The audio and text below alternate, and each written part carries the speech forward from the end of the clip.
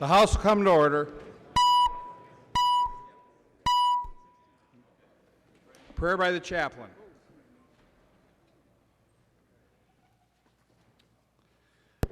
Thank you for the honor of praying with you and for you today.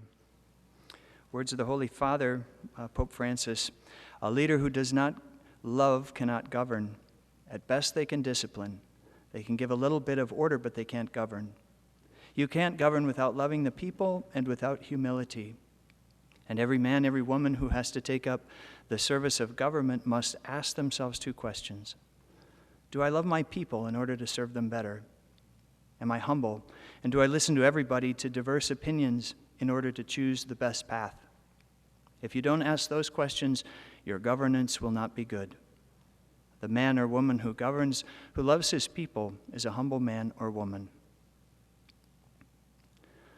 God our Father, we invite you to be present with us here today in this chamber, that we might learn from you how to love your people and to direct them to what is truly good. May these your sons and daughters who have been given the awesome privilege of holding public office through the sacred trust of the people seek the common good with a posture of humility before you and one another. Permit them to accomplish more together than they could ever do on their own. Enlighten their understanding and open them to your inspiration. May they lay their strengths, weaknesses, and even their disagreements before you for the cause of establishing right order and justice among the people of this state. May all bitterness, evil, and division be cast far from this place, and anoint them with the spirit of charity, so that sincerity, goodwill, righteousness, and peace animate their deliberations. Give them courage for the mission of upholding human dignity and true freedom. May they govern the kingdom on this part of the earth according to your design, so that it prepares your people for your eternal kingdom in heaven. Amen. Our chaplain for today is the Reverend John Kelly, St. John Vianney Seminary, the University of St. Thomas. Pledge of Allegiance. Please remain standing and recite the Pledge of Allegiance to the flag of the United States of America. I pledge allegiance to the flag of the United States of America and to the republic for which it stands, one nation under God, indivisible, with liberty and justice for all.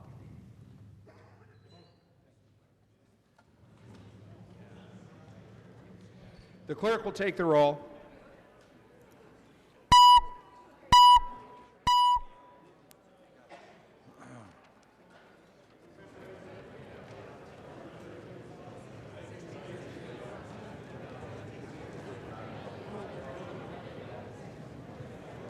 Yes.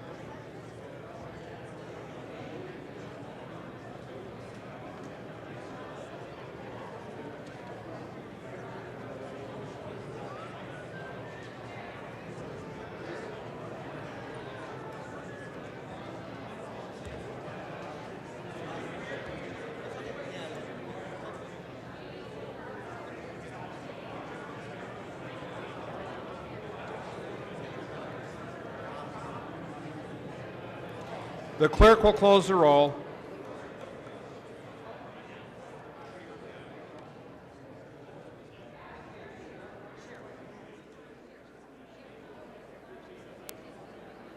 A quorum is present.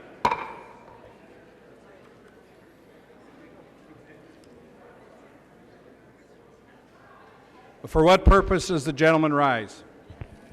Mr. Speaker, point of personal privilege. Your point of personal privilege.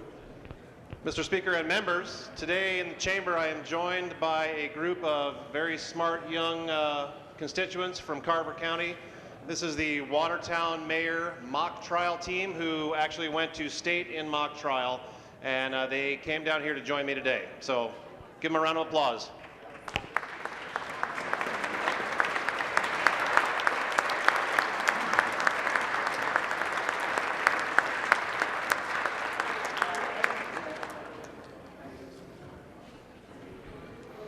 For what purpose does the gentleman rise? Mr. Speaker, I have a point of personal privilege. Please state your point of personal privilege. The gentleman from Hennepin. Mr. Speaker and members, we have some guests from Israel on the House floor, and they are here as part of an exchange program, a community service exchange program, sponsored by the St. Paul Jewish Federation and Jewish Community Action. And I'm just going to introduce the four of them by name. They're from the town of Tiberias, which is next to the Sea of Galilee. Many of you probably know about that. And so we have Devorah Arkind, Yehudit Dayan, Tal Markovich, and Gilly Sella. Please give them a warm Minnesota welcome.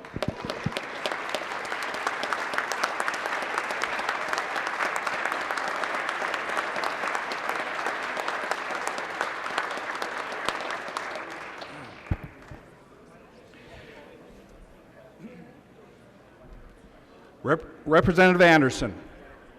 Mr. Speaker, For what purpose does the gentleman rise? point of personal privilege. Please state your point of personal privilege. Mr. Speaker, during this time of high school and NCAA basketball, I'd be remiss not to point out to the body that the Melrose Dutchman captured the state Class 2A boys basketball championship over the past weekend. It was the Dutchman's third championship in boys basketball and their first since back in 1974 when a young fellow named Mark Oberding played for Melrose. So join me in saying congratulations to the Melrose area Dutchman.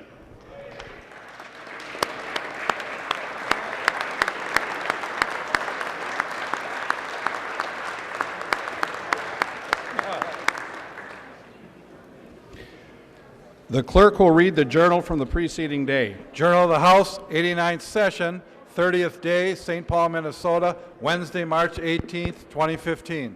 If there is no objection, further reading of the journal will be dispensed with, and the journal will be approved as corrected by the chief clerk. Hearing no objection, the journal is approved as corrected by the chief clerk. Reports of standing committees and divisions. A copy of this order of business has been placed on each member's desk.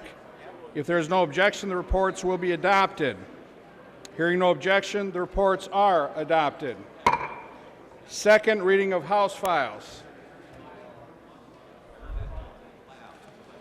Second reading House File number 323. Second reading. Second reading House File number 546. Second reading. Second reading House File 783. Second reading. Second reading House File 834. Second reading. Second reading House File 954. Second reading. Second reading House File 1047. Second reading. Second reading House File 1109. Second reading. Second reading House File 1135. Second reading. Second reading House File 1461. Second reading. Second reading House File 1556. Second reading. Second reading House File 1772. Second reading. Introduction of bills. The following House files have been offered for introduction today. The chief clerk will report the House files and give them their first reading. Introduction and first reading of House Files 2017 through 2056.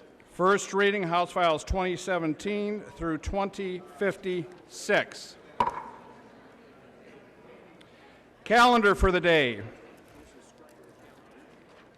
Okay.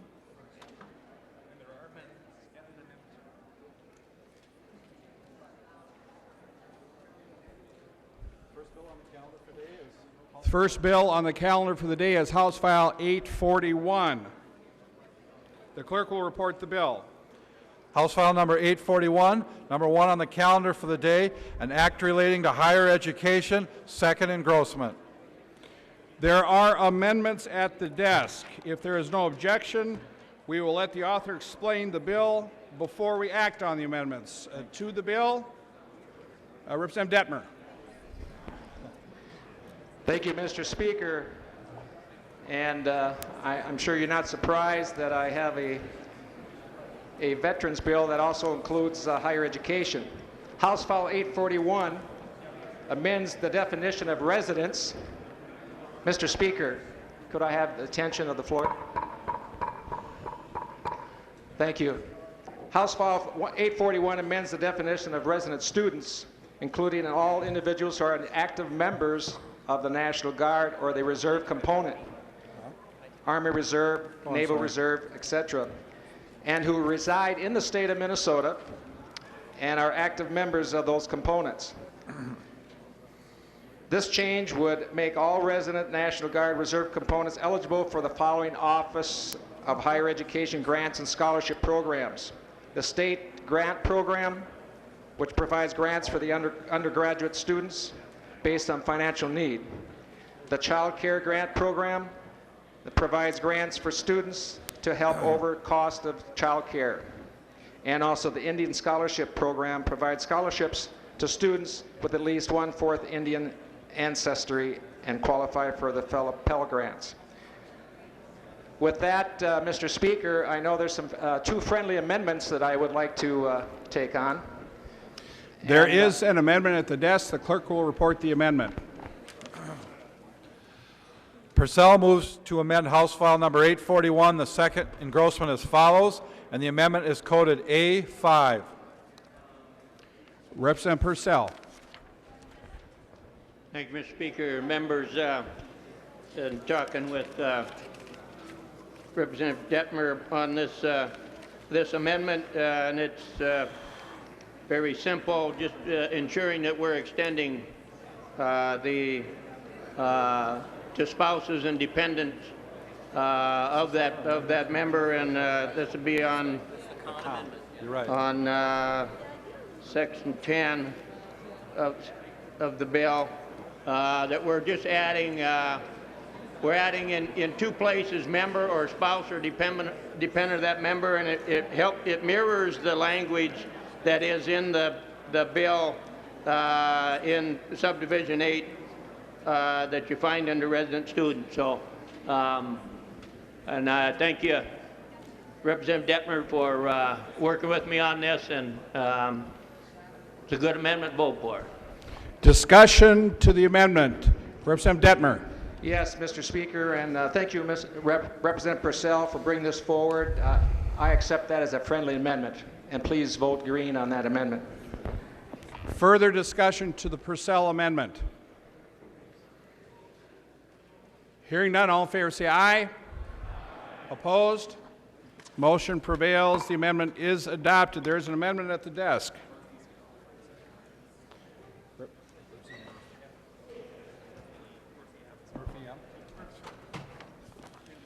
Murphy M. moves to amend House File number 841, the second engrossment as amended as follows, and the amendment is coded A4.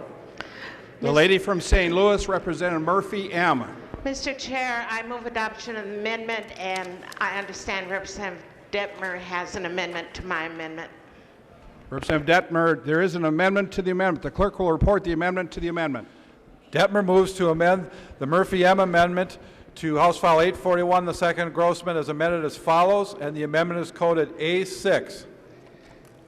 Representative Dettmer, to the amendment to the amendment. Thank you, Mr. Speaker, and Representative Murphy and Representative Kahn and I, we met with Military Affairs and also the Commissioner of the Veterans Affairs, and we felt it's best to have this under the language under the Department of Military Affairs. Thank you. I accept this. Is there any discussion to the amendment to the Murphy M. amendment? Hearing or seeing none, all in favor say aye. Opposed? Motion prevails. Now to the amendment as amendment. The lady from St. Louis, Representative Murphy M. Thank you, Mr. Chair. The amendment's exactly the way it should be. and so I urge everyone to vote yes. Any further discussion on the Murphy Amendment as amended? You'll get one. Hearing or seeing none, all in favor say aye. Opposed say no. The motion prevails. The amendment as amended is added to the bill. So now we have the bill as amended. Discussion. The clerk will give the bill its third reading. Third reading, House File Number 841, as amended. Third reading. Discussion to the bill as amended.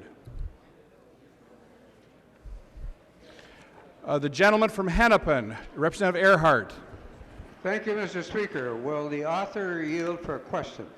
The author will yield. The gentleman from Hennepin. Thank you, Mr. Speaker. I'm wondering how much more cost we have added to the bill with these several amendments that have gone on here. It seems to me we've greatly expanded this bill, and is there any, do we have an open and standing appropriation for this, or how are we going to pay for it? The gentleman from Washington. Thank you, Mr. Speaker. And Representative, the fiscal note that came back was zero because the money is already in those accounts. What happens here is that these people already qualify for these, but they don't have to wait 12 months now to apply for them. And some of them might not even apply for the grants. The gentleman from Hennepin, Representative Earhart. Thank you, Mr. Speaker. Well, I thought I had seen by one of these amendments, unless it didn't go on, was that we're adding a spouse and dependents and so forth. Am I misreading it? Are you asking the gentleman from Washington to yield? am. He will yield. The gentleman from Washington. Thank you, Mr. Speaker. And Representative, if you look at the bill, the spouse and also the line 1.21, they're also already mentioned in the bill, but now they just don't have to wait for 12 months. The gentleman from Hennepin, Representative Earhart. Thank you. The gentleman from Otter Tail, Chairman Nornis. Thank you, Mr. Speaker. I just rise to support this legislation that Representative Dettmer has brought to us today. I think it makes a lot of sense to do that. And again, it comes out of the state grant program, I believe. So, and I don't believe that it's going to affect that many people that it's going to make that much difference, but it is making a difference to those that are involved. Thank you very much. The gentleman from Sherburne, Chair Knobloch. Thank you, Mr. Speaker. Representative Earhart, first of all, I do support the bill also and encourage members to vote for it. But beyond that, my understanding of the state grant program is that it's a fixed amount of money. And so to the extent there were a few additional people that were added, A, it wouldn't be very much, but B, it would really be absorbed within the total state grant program. It wouldn't increase the amount of the program. Oh, yeah, that's in there. Further discussion on the bill as amended. Further discussion. The clerk will take the roll.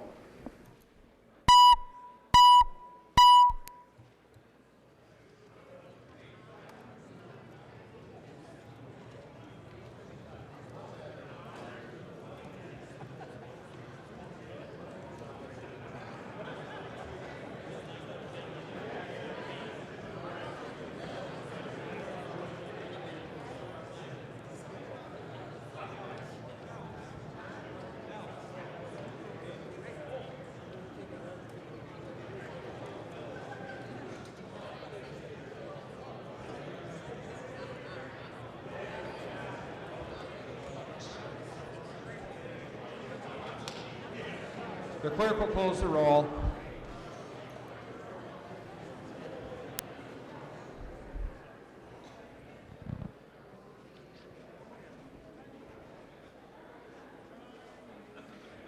Hamilton votes aye. There being 130 ayes and 0 nays, the bill is passed as amended and its title agreed to.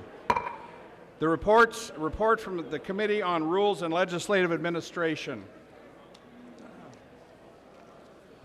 Peppin for the Committee on Rules and Legislative Administration. Pursuant to Rules 1.21 and 3.33, designates the following bills to be placed on the calendar for the day for Monday, March 23, 2015, and establishes a pre-filing requirement for amendments offered to the following bills. House File number 889 and 1027.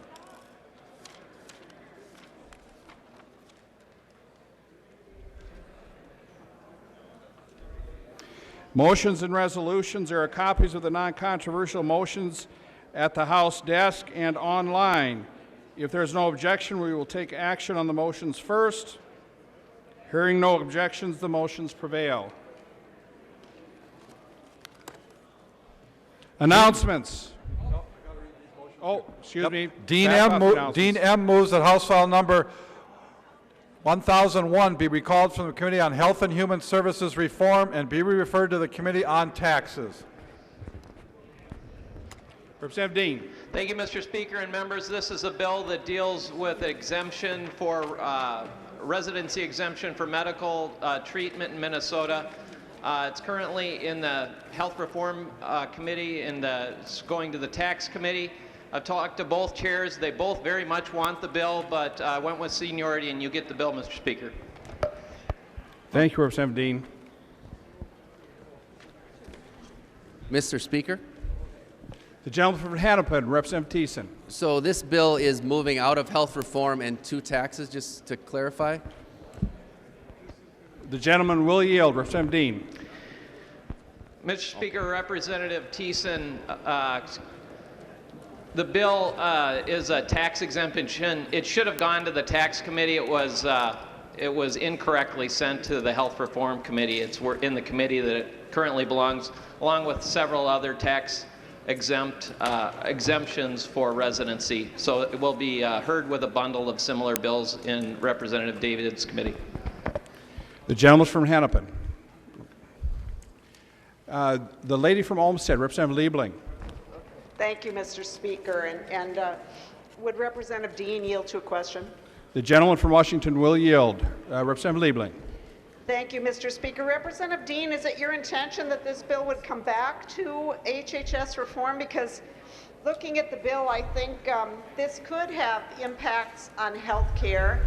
It certainly involves health care. It could have impacts on the health of Minnesotans, or at least people who now consider themselves Minnesotans, or might in the future consider themselves Minnesotans, and it also might have impact on Minnesota's medical institutions. So I hope that it would be your intention that this bill would actually be heard in HHS reform. Could you let us know what your intention is with this, please? The gentleman from Washington, Chair Dean. Mr. Speaker, Representative Liebling, it's very similar to the other exemption bills that we've seen in Representative David's committee. That's, I think, the appropriate place for it right now, and I haven't thought about it beyond that. Representative Liebling. Well, Mr. Speaker, and Representative Dean, I'm really thinking that this should come to HHS reform. We are at deadline week. There is time to have this heard. We have a hearing in HHS reform tomorrow, and there's plenty of time to have it heard in the Tax Committee. The Tax Committee, I believe, has a longer deadline, and so, members, I would ask you to oppose the motion. I think that regardless of what other bills are doing, I think this bill that clearly refers to health institutions in Minnesota, and as I said, probably impacts the health of Minnesotans and impacts our healthcare institutions in Minnesota, probably needs to have a hearing. So, Mr. Speaker, I would ask members to oppose the motion, and I would ask for a roll call. Roll call having been requested. Are there 15 hands? Seeing 15 hands, there will be a roll call. Further discussion?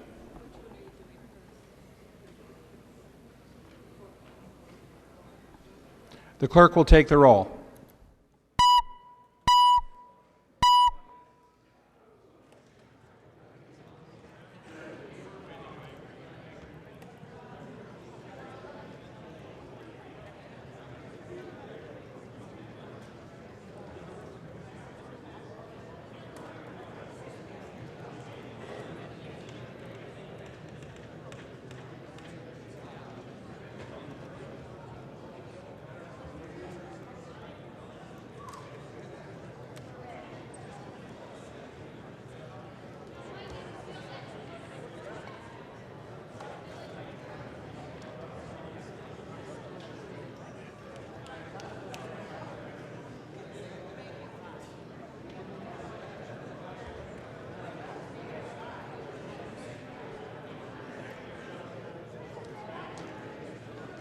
The clerk will close the roll.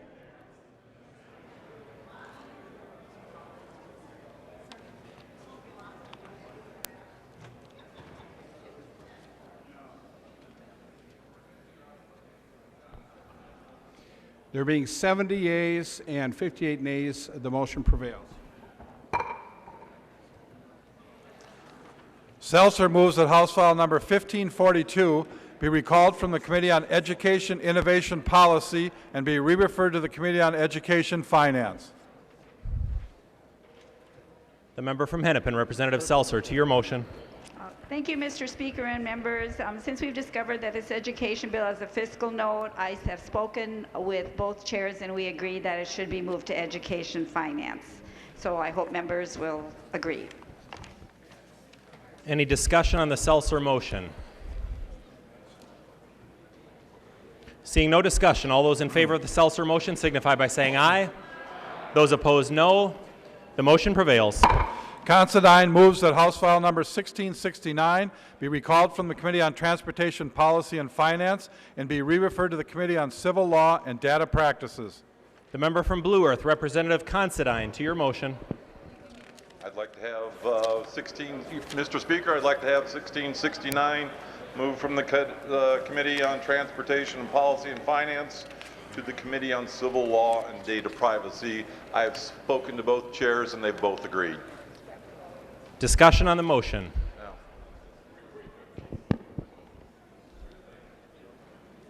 Seeing none, all those in favor of the motion signify by saying aye. Those opposed, no. The motion prevails. Simonson moved that House File number 1940 be recalled from the Committee on Education, Innovation Policy and be re-referred to the Committee on Public Safety and Crime Prevention Policy and Finance. The member from St. Louis, Representative Simonson, to your motion. Thank you, Mr. Speaker and members. That is my motion. House File 1940 is a bill that deals with expanding the trespass crime to include trespassing on a school bus. I know that both chairs have been spoken to, and we all agree that public safety is a more appropriate first stop for this bill, so I encourage your support. Any discussion on the motion? Seeing no discussion, all those in favor of the Simonson motion signify by saying aye. Those opposed, no. The motion prevails. Erickson moves that House File number 44 be returned to its author. The member from Mille Lacs, Representative Erickson. Thank you, Mr. Speaker and members. I'd like House File 44 returned to me because there was a drafting error, and since that introduction, which was early on, I've had a new bill drafted and heard in committee. Thank you. Any discussion on the Erickson motion? Seeing no discussion, all those in favor signify by saying aye. Those opposed, no. The motion prevails. Erickson moves that House File number 297 be returned to its author. The member from Mille Lacs, Representative Erickson. Thank you, Mr. Speaker and members. This is a Bill 297 that the County Commissioners in Mille Lacs County would like to return to me because they are not going to pursue this change and would rather not have it open for movement. Thank you. Any discussion on the Erickson motion? Seeing no discussion, all those in favor signify by saying aye. Those opposed, no. The motion prevails. Erickson moves that House File number 1388 be returned to its author. The member from Mille Lacs, Representative Erickson, Thank to your you, Mr. motion. Speaker and members. Again, this bill was drafted incorrectly, and I'd like it returned to me. Thank you. Any discussion on the Erickson motion? Seeing no discussion, all those in favor of the Erickson motion signify by saying aye. Those opposed, no. The motion prevails. Loon moves that House File number 328 be recalled from the Committee on Job Growth and Energy Affordability Policy and Finance and be re-referred to the Committee on Civil Law and Data Practices. The member from Hennepin, Representative Loon, to your motion. Thank you, Mr. Speaker, and I think this was just a technical glitch that occurred when I was heard in government ops yesterday. The motion was to send it to civil law. We do have an issue, and I think they're planning to maybe hear the bill tonight, so before it then moves to jobs. So we need to make sure that the bill is traveling in the proper order. That is my motion. Any discussion on the Loon and motion? The chair is fine with it. Any discussion on the Loon motion? Seeing no discussion, all those in favor of the Loon motion signify by saying aye. Those opposed, no. The motion prevails.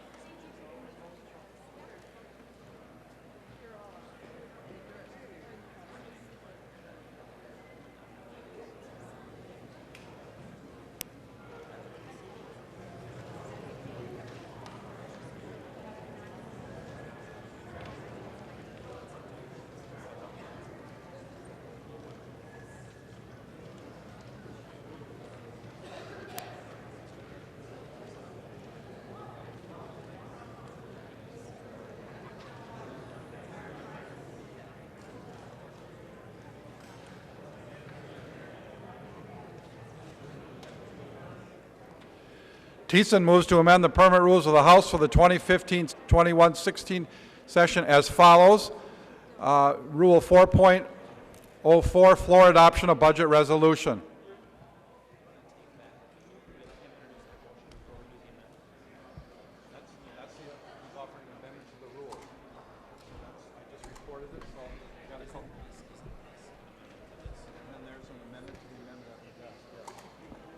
The member from Hennepin, Representative Thiessen. Thank you, Mr. Speaker. This original amendment relates to the budget resolution, and in the past, members, the budget resolution has come to the floor for a vote by the entire body, not just by the Ways and Means Committee. In fact, it was during Representative Knobloch's time formerly as chair of the Ways and Means Committee from 2003 to 2006. That's how we operated here in the House, and it was subsequently changed. Recently, Representative Knobloch said in an interview that he prefers having the budget resolution coming to the floor for a vote of the House over the procedure that we have now. And I think the one thing that we ought to do is respect the wishes and thoughts of the chair of the Ways and Means Committee. And that's particularly true, as we're seeing the lack of information coming from the majority, hearing that we're going to give all the money back and then some, that we're going to give half the money back, that we're going to give a vast majority of the money back, that we're going to give a substantial amount of the money back, and also that we're going to spend loads and loads of money in our budget. So I think that we should take Representative Knobloch up on on what he believes is the right thing to do, and vote to have the budget resolution pass out of Ways and Means and then come to the House floor for a vote. And why it's important, members, and I'd like a roll call on this if I could, Mr. Speaker. A roll call has been requested. Seeing 15 hands, there will be a roll call. And why I think that it's important that we do this, members, is, especially for the first-term members who haven't been here, and second-term members who haven't been through this very often.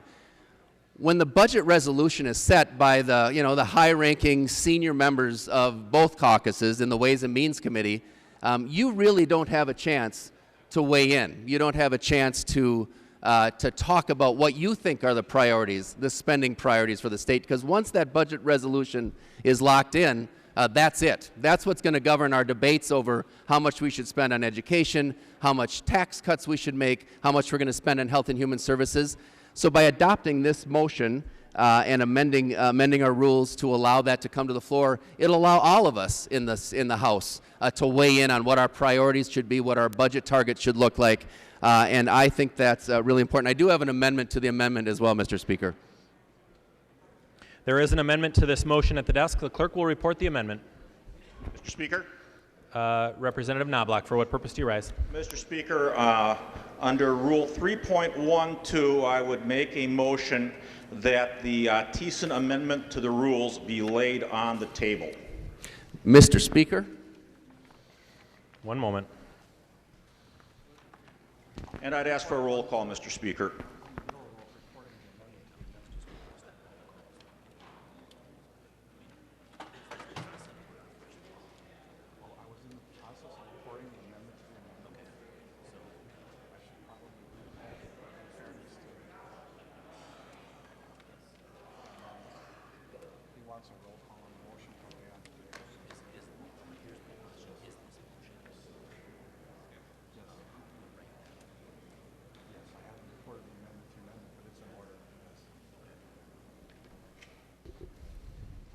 The motion is in order. Mr. Speaker, point of parliamentary inquiry. Seeing 15 hands, there will be a roll call. Representative Thiessen, state your point of parliamentary inquiry.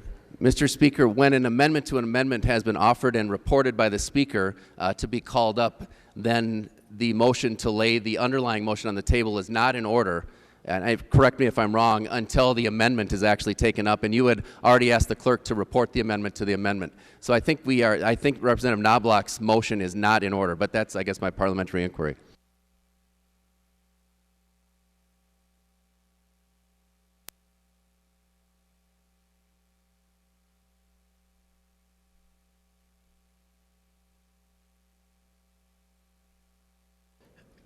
He was in the process of reporting the amendment, but it had not been completed yet, so the amendment had not yet been reported.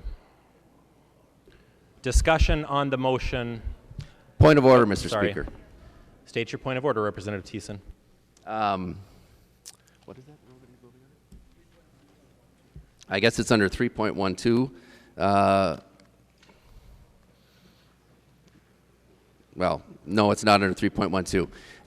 Mr. Speaker, the point of order would be under Mason's and our rules that when an amendment to an amendment has been reported, and you mentioned that he was already in the process of doing that, that the motion to table the underlying amendment is not in order, and I'm going to rise to that point of order because I do think that the chief clerk was in the process of reporting the amendment to the amendment. So we had already moved on to that order of business, and it would be improper to allow this motion to go forward under those circumstances. And I'd like a roll call on that. Are you citing a ruling? I'm calling a point of order. Yes. I'm asking. Yes. Are you citing a rule? Mason's custom and usage.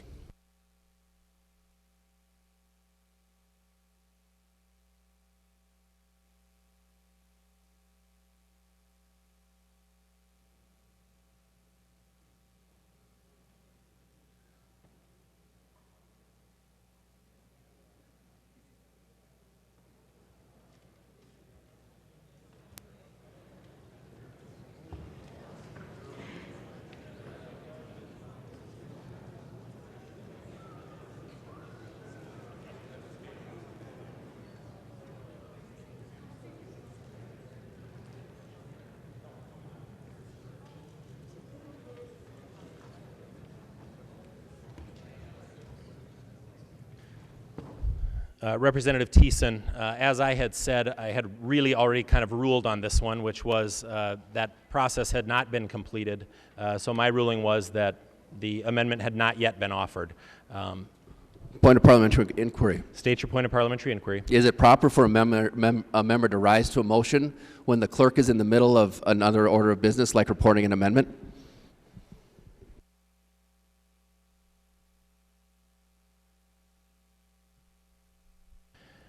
I did recognize Representative Knobloch, so he did have the floor at that time. Mr. Speaker, point of parliamentary inquiry. State your point of parliamentary inquiry. You've already acknowledged you recognized Representative Knobloch while the clerk was already reporting the amendment because Representative Knobloch interrupted that process. So my question again is, when the clerk is in the process of reporting amendment, when we're on other business, is it proper to recognize another member to make a motion? I did recognize Representative Knobloch. He did have the floor at that time, and I have ruled that that is in order. Mr. Speaker, a point of parliamentary inquiry because you didn't answer my question. I have answered your question, Representative. Mr. Speaker, my point of parliamentary inquiry is when the clerk is in I know that you recognize Representative Knobloch. That's not what my question is.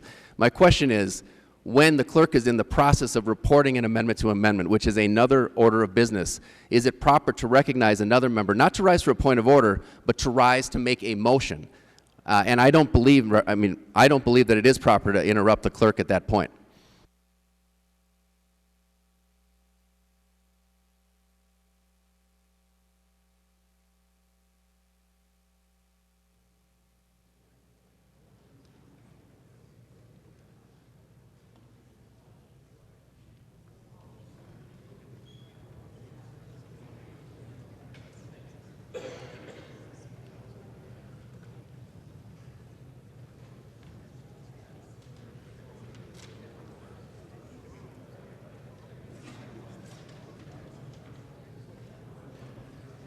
Representative Thiessen, I'm ruling that your point of order is not well taken.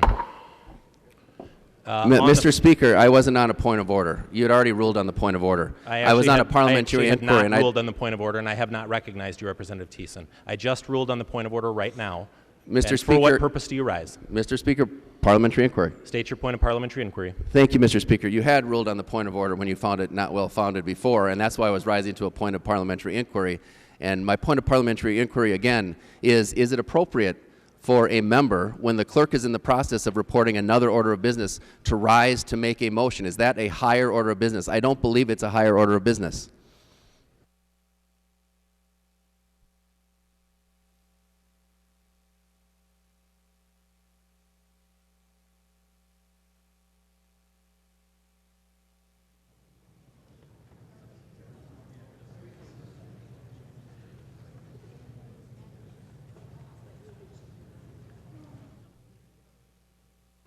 Representative Thiessen, when Representative Knobloch rose, I did recognize him. At that point, the process that was in process had stopped, and we do believe that's appropriate.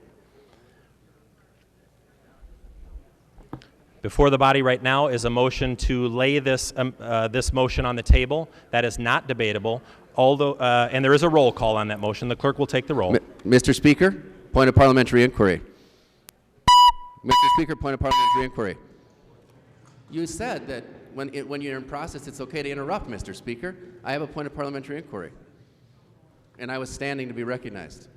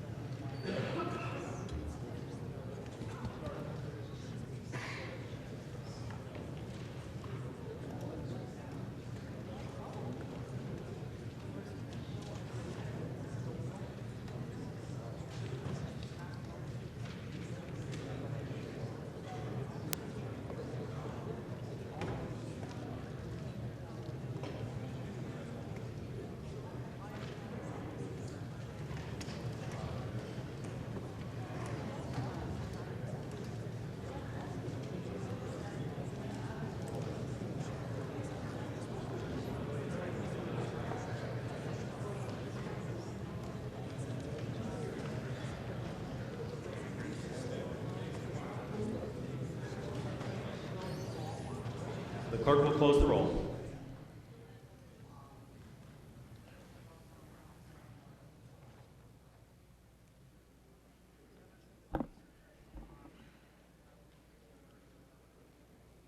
There being 69 ayes and 4 nays, the motion does prevail, and the Thiessen motion to amend the rules is laid on the table.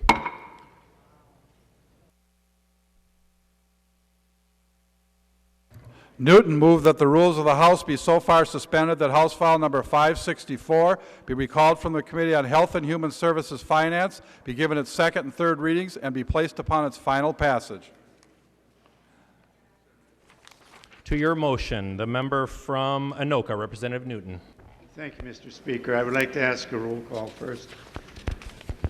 A roll call has been requested. Seeing 15 hands, there will be a roll call. Thank you, Mr. Speaker. As members know, last year on the House floor, several times, Representative Hamilton got up and spoke very eloquently and very passionately about the need for a 5% increase for those people who are caring for the most vulnerable among our society.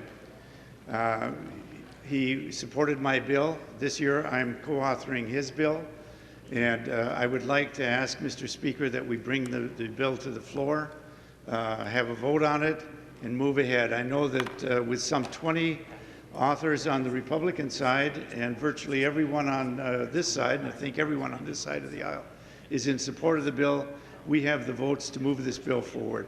Thank you, Mr. Speaker. Thank you. Members, this is a motion to suspend the rules. It does require 90 votes.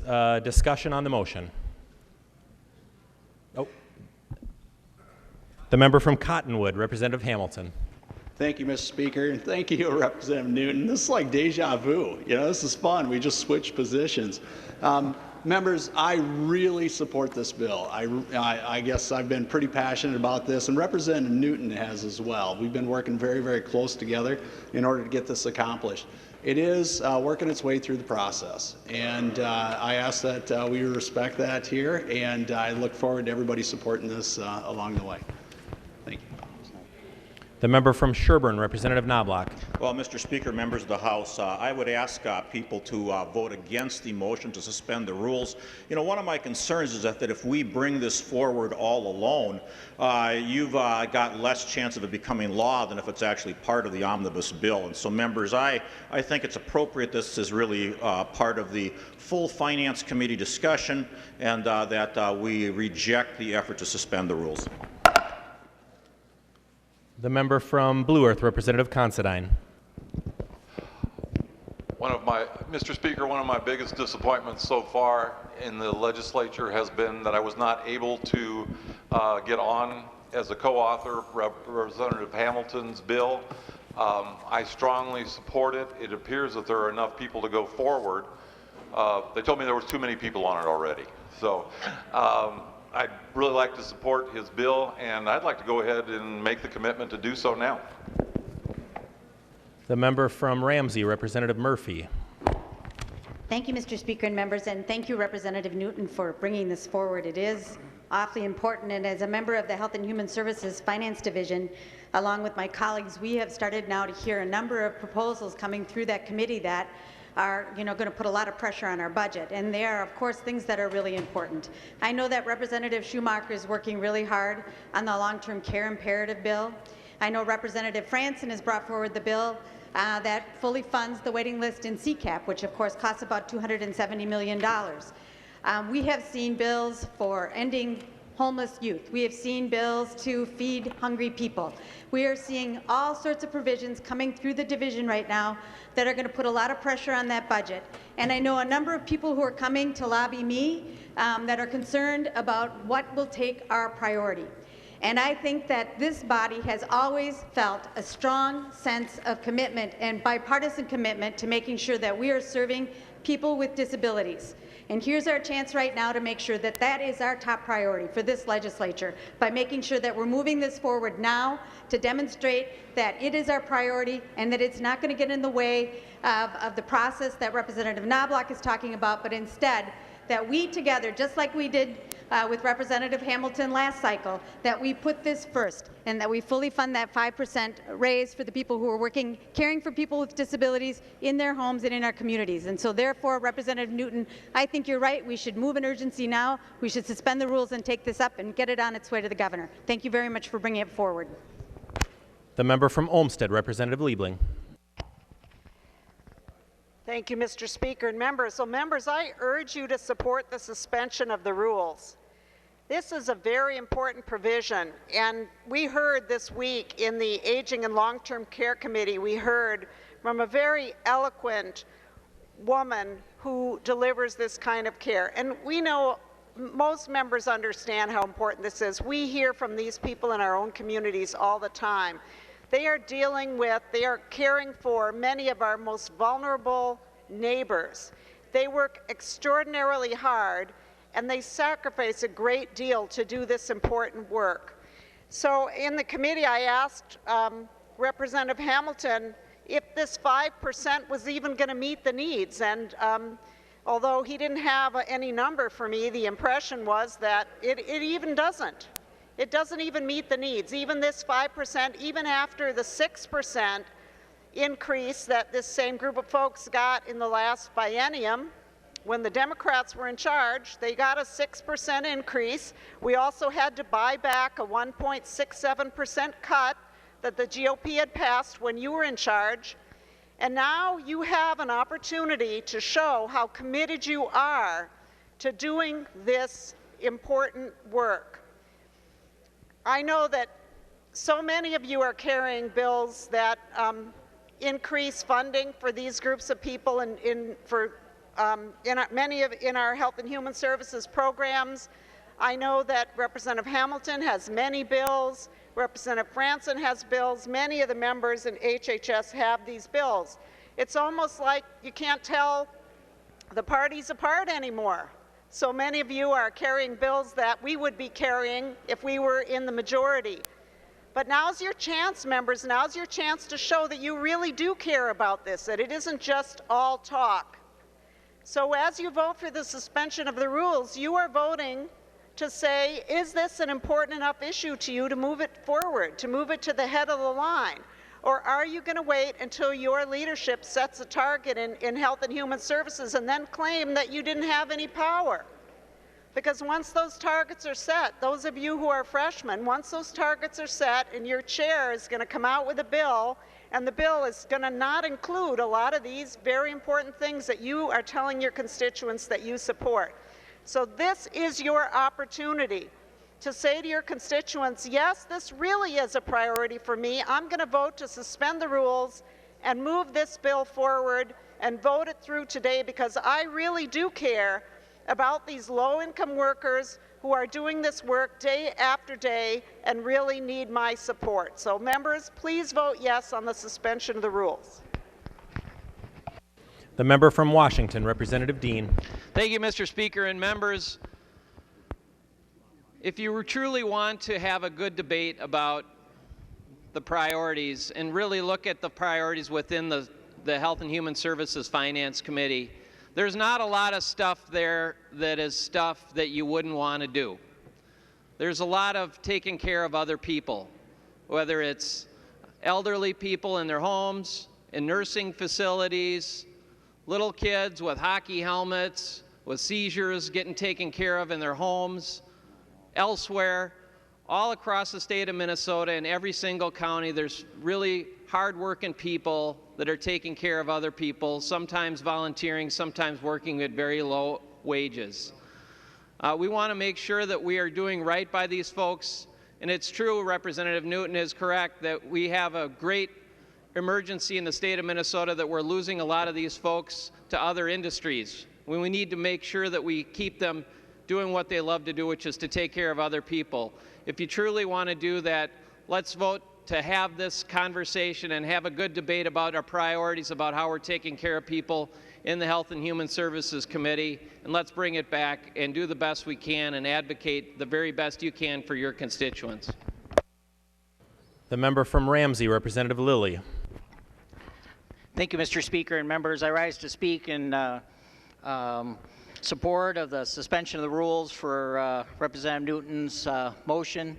And as Representative Liebling said, you know, in the Aging Committee, we just had an opportunity to hear the bill that my esteemed classmate from Worthington is offering, and Representative Newton is working on as well. And it's, you know, clearly, as Representative Liebling said, you know, we did a lot of good work in the last couple of years bipartisanly, and here's your chance. You know, a lot of us served, you know, before I came here, I was on a city council.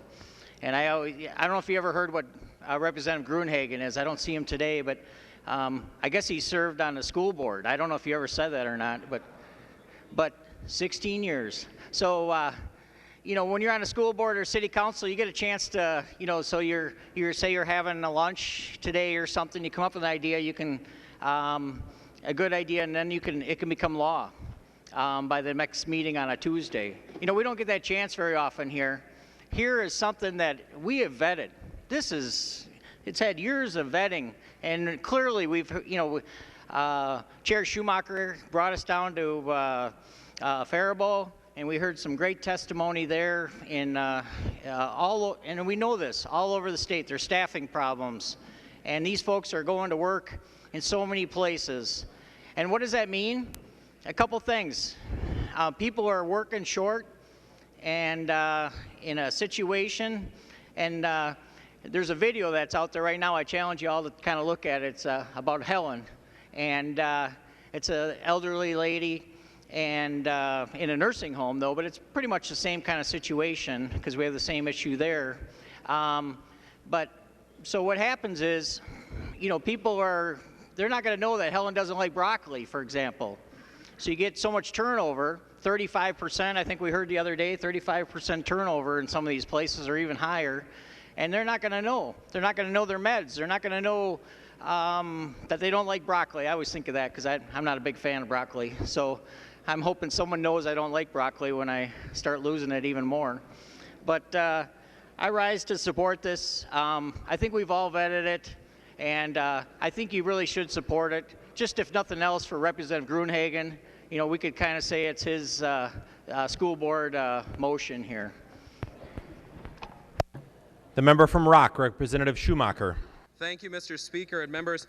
Well, I really appreciate the body's feeling that just going through the Aging Committee is enough to have it go to the floor and be ready for a vote. I really appreciate having that kind of power and influence. But yesterday, when we had the House File 564 come up, I was anticipating the debate would go on for maybe about half an hour.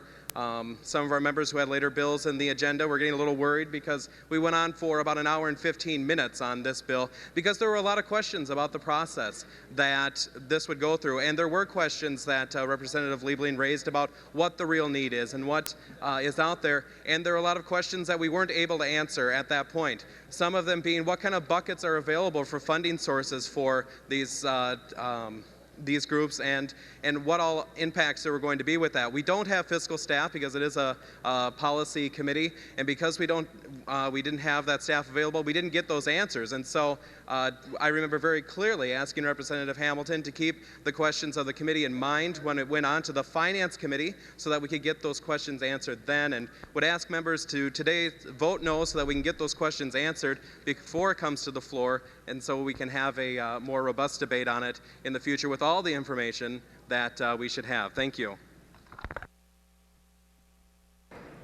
The member from Hennepin, Representative Thiessen. Thank you, Mr. Speaker.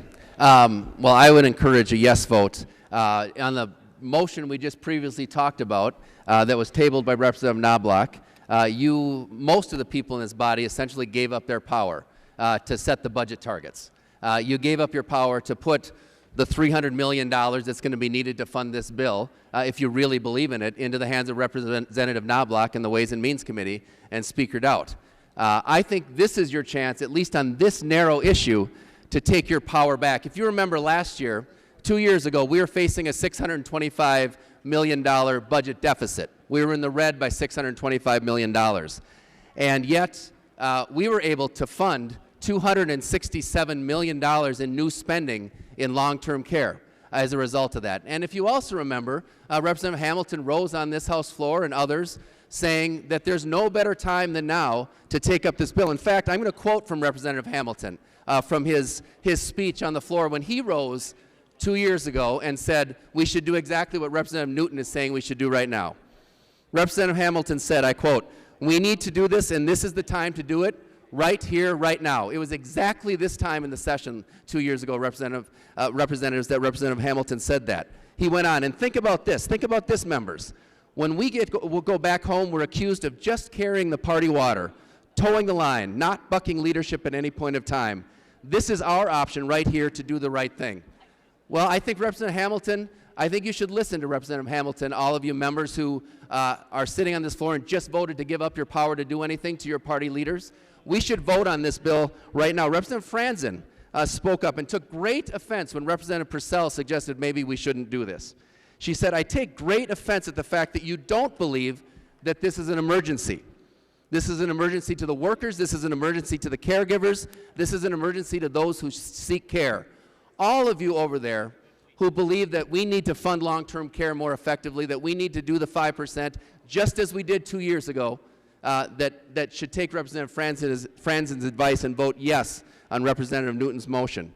Representative Drazkowski, this is going to surprise some people. Representative Drazkowski, 2 years ago, on this very motion, asking that we suspend the rules to bring the 5% bill back to the floor, said, members, it's time. It's time for even Democrats to realize the priorities of Minnesota are the priorities that we set here in the legislature. This is the time, and then quoting Representative Dean, who just spoke up against this motion, he raised his hand and said, 5 means 5. Do you all remember that? Representative Drazkowski, 5 means 5. Representative Drazkowski, the most conservative member of this body, thinks you should vote for this motion today, thinks that you should support Representative Newton. Unless Representative Drazkowski and Representative Hamilton and Representative Franzen were just playing politics, and I doubt that that's what they were doing 2 years ago. But if that's what they were doing, perhaps then we shouldn't follow them. But if they were standing up for what they really believe, then they should support this motion on the floor right now. Representative Doubt at the time, Speaker Doubt now, but Minority Doubt, Leader Doubt at the time, said the people that are advocating this 5% campaign deserve better. They deserve to be treated with the respect that I think we all want to treat them with, not to play politics, and he was talking about actually bringing this up for a clean vote. They deserve a clean vote on this bill. Representative Knobloch, you notice those words. Representative Doubt at the time didn't think this was going to be a pathway to failure, as you just said, and in fact, I think you're totally wrong on that. If we pass this bill here today, I have no doubt that it's going to become law. But he said we need a clean vote on this bill so they can see that they have broad bipartisan support. And it's the majority of the Minnesota House of Representatives that at that time wanted to play politics with this bill, which is what you exactly are doing if you don't support this bill. So members, we should stand up here. We should join what you said we ought to do 2 years ago, what I'm sure you said on the camp. Will Representative Backer yield for a question, Mr. Speaker?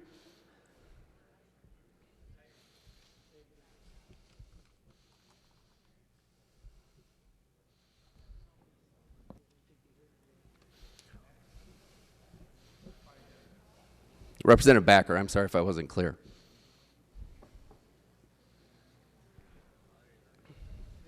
He's not on the floor.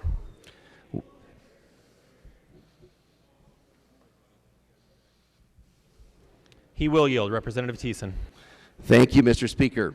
Representative Backer, when you were talking to your constituents recently and on the campaign trail, did you talk about the importance of investing in long-term care and the importance of making sure that our long-term care workers get the kind of wages that they deserve? Representative Backer. Mr. Speaker, Representative, I did indeed. Will Representative Backer yield for another question? He will yield. Representative Thiessen. Thank you, Representative Backer.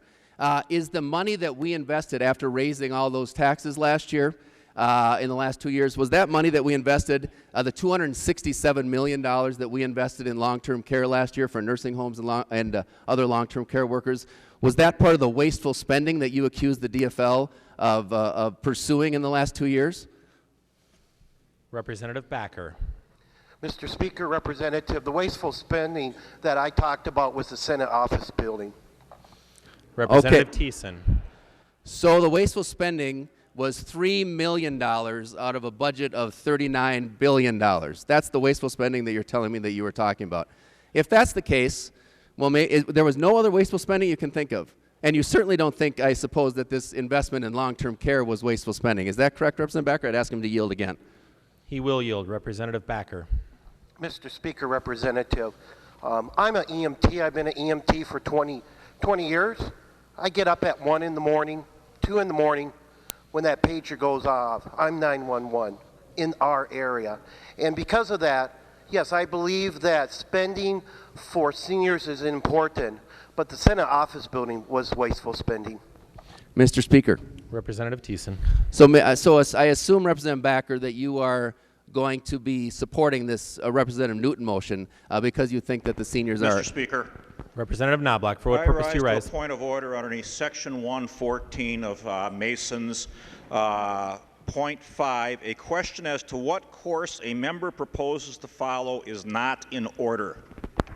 Mr. Speaker, I didn't ask a question. I was just stated my assumption.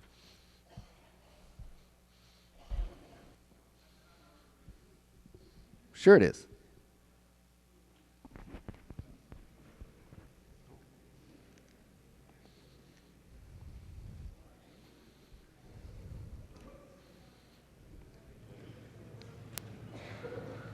Mr. Speaker, I'm prepared to offer advice.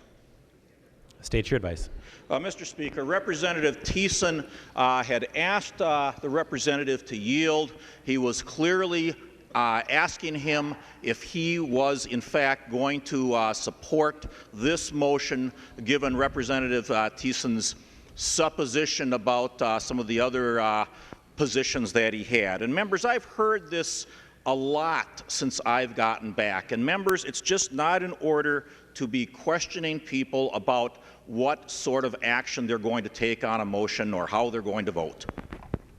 I'll withdraw the question, Mr. Speaker, to the extent I will defer ruling on the point of order and remind members to keep the discussions to the issue at hand and not question members on how they might vote. Representative Thiessen. Thank you, Mr. Speaker. And one of the reasons, and I shouldn't, if I did ask that question, I apologize, I shouldn't.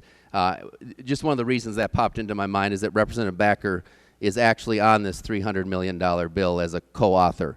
So I was just making assumptions. I'm sorry. Representative Backer, will he yield for one more question? He will yield. Representative Thiessen. Thank you, Representative Backer. To your point about this being appropriate spending, some other things being inappropriate or wasteful spending, I was just wondering if he had offered any legislation this year to actually cut a single dollar of spending. If Representative Backer will yield to that question. Representative Backer. Speaker and Representative, not that I'm aware of. Representative Thiessen. Thank you. Will Representative Daniels yield for a question? Daniels. He will yield. Representative Thiessen. Thank you, Mr. Speaker. Representative Daniels, I guess one of the questions I guess I would ask, again, we've given up our power as a body to actually address this through the budget resolution process with the last vote. So this is your chance to move forward on this. I guess the question is, when you were out on the campaign trail and in your subsequent conversations with your constituents, I think there was a hearing down in your area on long-term care, if I'm not mistaken, that the committee went on the road down to Faribault. Is this kind of is the $237 million that we put into long-term care in the last biennium? Was that part of the wasteful spending that you were talking about when you talked about wasteful spending? Representative Daniels. Representative Knobloch, for what purpose do you rise? I rise to another point of order under the section 114.4. Questions addressed to members may relate only to a question before the body. Members, we're talking about the suspension of the rules. Mr.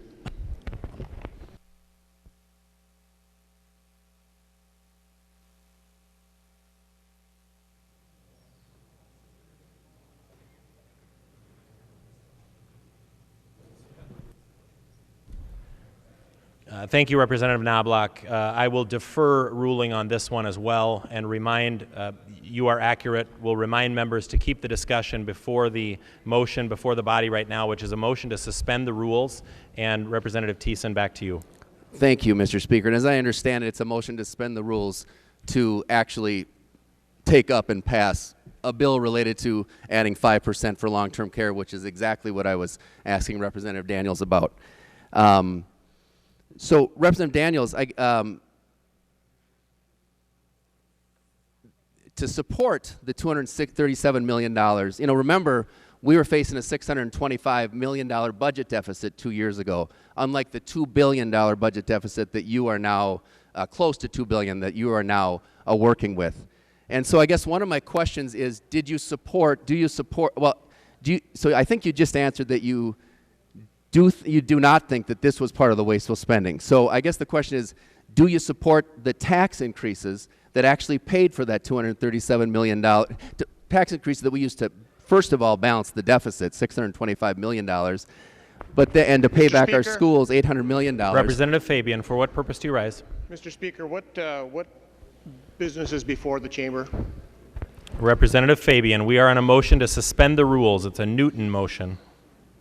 I'm not sure what everybody's so afraid of, Mr. Speaker. I'm just asking some questions.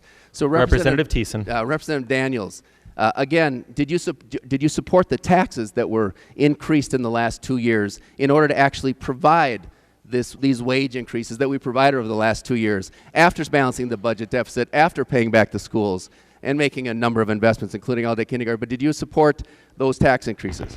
Mr. Speaker. Representative Davids, for what purpose do you rise? Point of order. State your point of order. Thank you, Mr. Speaker. Section 121.2, a member who resorts to persistent irrelevance or to persistent repetition after the attention of the House has been called to the matter may be directed to discontinue the speech by the presiding officer.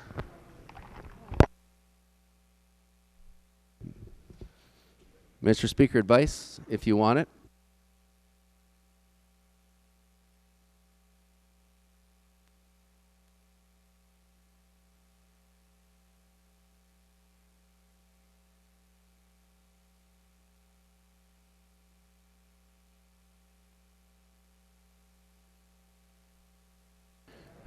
Members, again, I'm going to defer ruling on this, but Representative Thiessen, I will advise you, you are quite afar from the actual motion that's before the body, which is a motion to suspend the rules. Your last line of questioning did not have anything to do with this motion, nor the bill that it's trying to move to suspend the rules. So please keep your comments to the motion that's before the body, which is the suspension of rules. Representative Thiessen. Thank you, Mr. Speaker. Will Representative Daniels yield for another question? He will yield. Representative Thiessen. Thank you, Mr. Speaker. Do you think it's urgent, Representative Daniels, that we move forward on making sure that the workers that live in your district and in districts all across the state that provide long-term care, that they should get the kind of wage increases and assistance that's encapsulated in the bill that we want to bring up before the Representative Daniels. Thank you, Mr. Speaker. Thank you, Representative Thiessen, for the question. I believe long-term care is imperative that we fix the problem. I was not here 2 years ago. I was not here last year, so I have a lot of comment on that. But we have a bill that's coming forth, the System 316, that's being sponsored by Chair Schumacher, and I believe that's a very critical part of the fix for senior care. I don't think this one is the total fix, so I would not support it at this time. Representative Thiessen. Thank you, Mr. Speaker.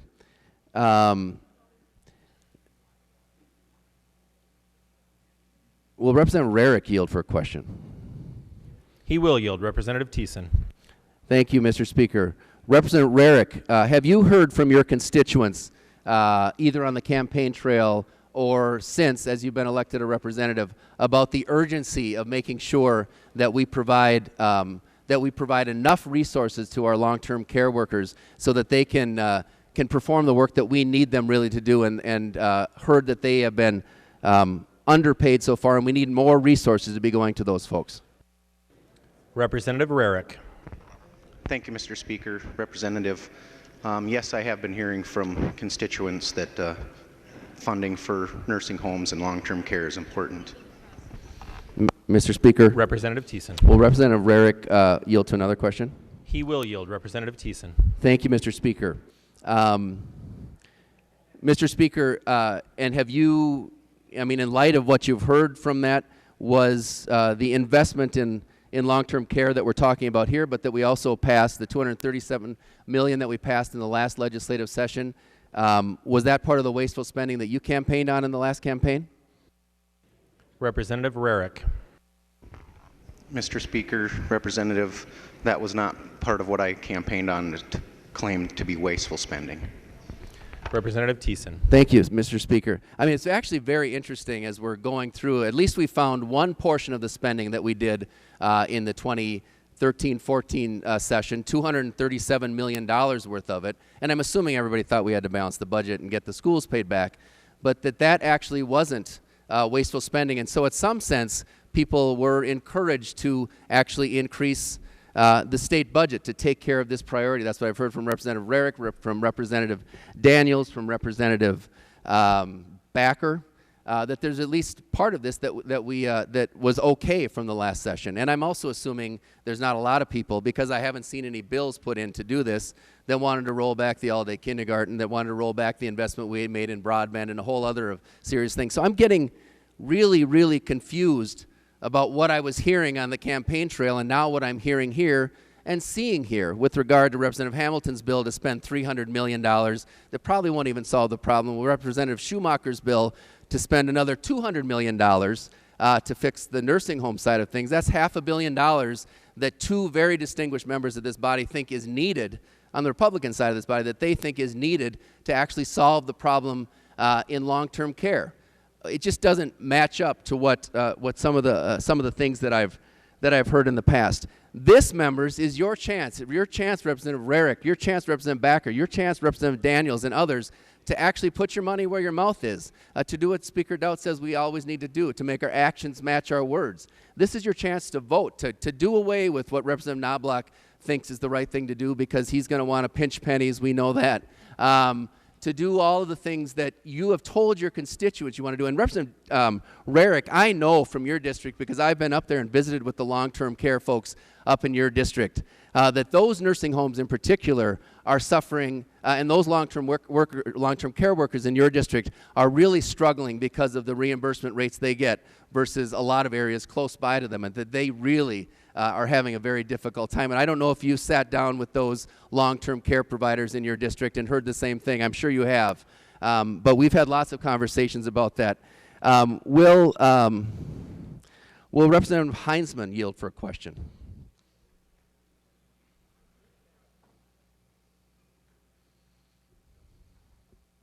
He's not on the floor at the current time. Will Representative Lueck yield for a question? Could you repeat that? Lueck. He will yield. Representative Thiessen. Thank you, Mr. Speaker. Mr. And Representative Lueck, I know that you talked about a lot about long-term care on the campaign trail, and I know you've talked a lot about it. I'm sure that you've talked a lot about it since. So I guess my first question is similar to the ones that I talked to the other ones. Are you hearing from your constituents now that the need to invest in long-term care to make Mr. sure that our Speaker? long-term care... Representative Fabian, for what purpose do you rise? Mr. Speaker, what business is before the chamber? Thank you, Representative Fabian. Point of order, Mr. Speaker. Representative Fabian, to answer Point your of order, question. Mr. Speaker. One moment. Representative Fabian, to answer your question, we are in a suspension of the rules. It's a Newton motion to suspend the rules to bring up House File 564. Representative Winkler. Mr. Speaker, point of order. This is. State your I point don't of know order. how many times it is. It's at least 6 times that members of the majority caucus who have the votes to pass bills or to defeat motions as they see fit have State your point of order, Representative Winkler. on the floor under Mason's 1.21 through their own persistent irrelevance and raising persistently irrelevant parliamentary inquiries and points of order in order to obstruct the course of debate. Mr. Speaker, if the majority doesn't like what the minority has to say, they just have to sit and listen until we're ready to vote, and then they win. That's the majority rule around here, but you don't have to constantly interrupt debate. You don't have to speak over the minority at the same time that you vote us down. You can choose one or the other. We'd be happy to take the majority votes if you want to do all the talking, but otherwise you should let Mr. us Speaker? talk. State your point of order, Representative Winkler. Point of order. Mr. Speaker, under State your Mason's- point of order, Representative Winkler. Mr. Speaker, under Mason's Rule 1.21, Representative Fabian rose another time to ask about the business before the House, which was a form of persistent irrelevance and should be gavelled down as out of order.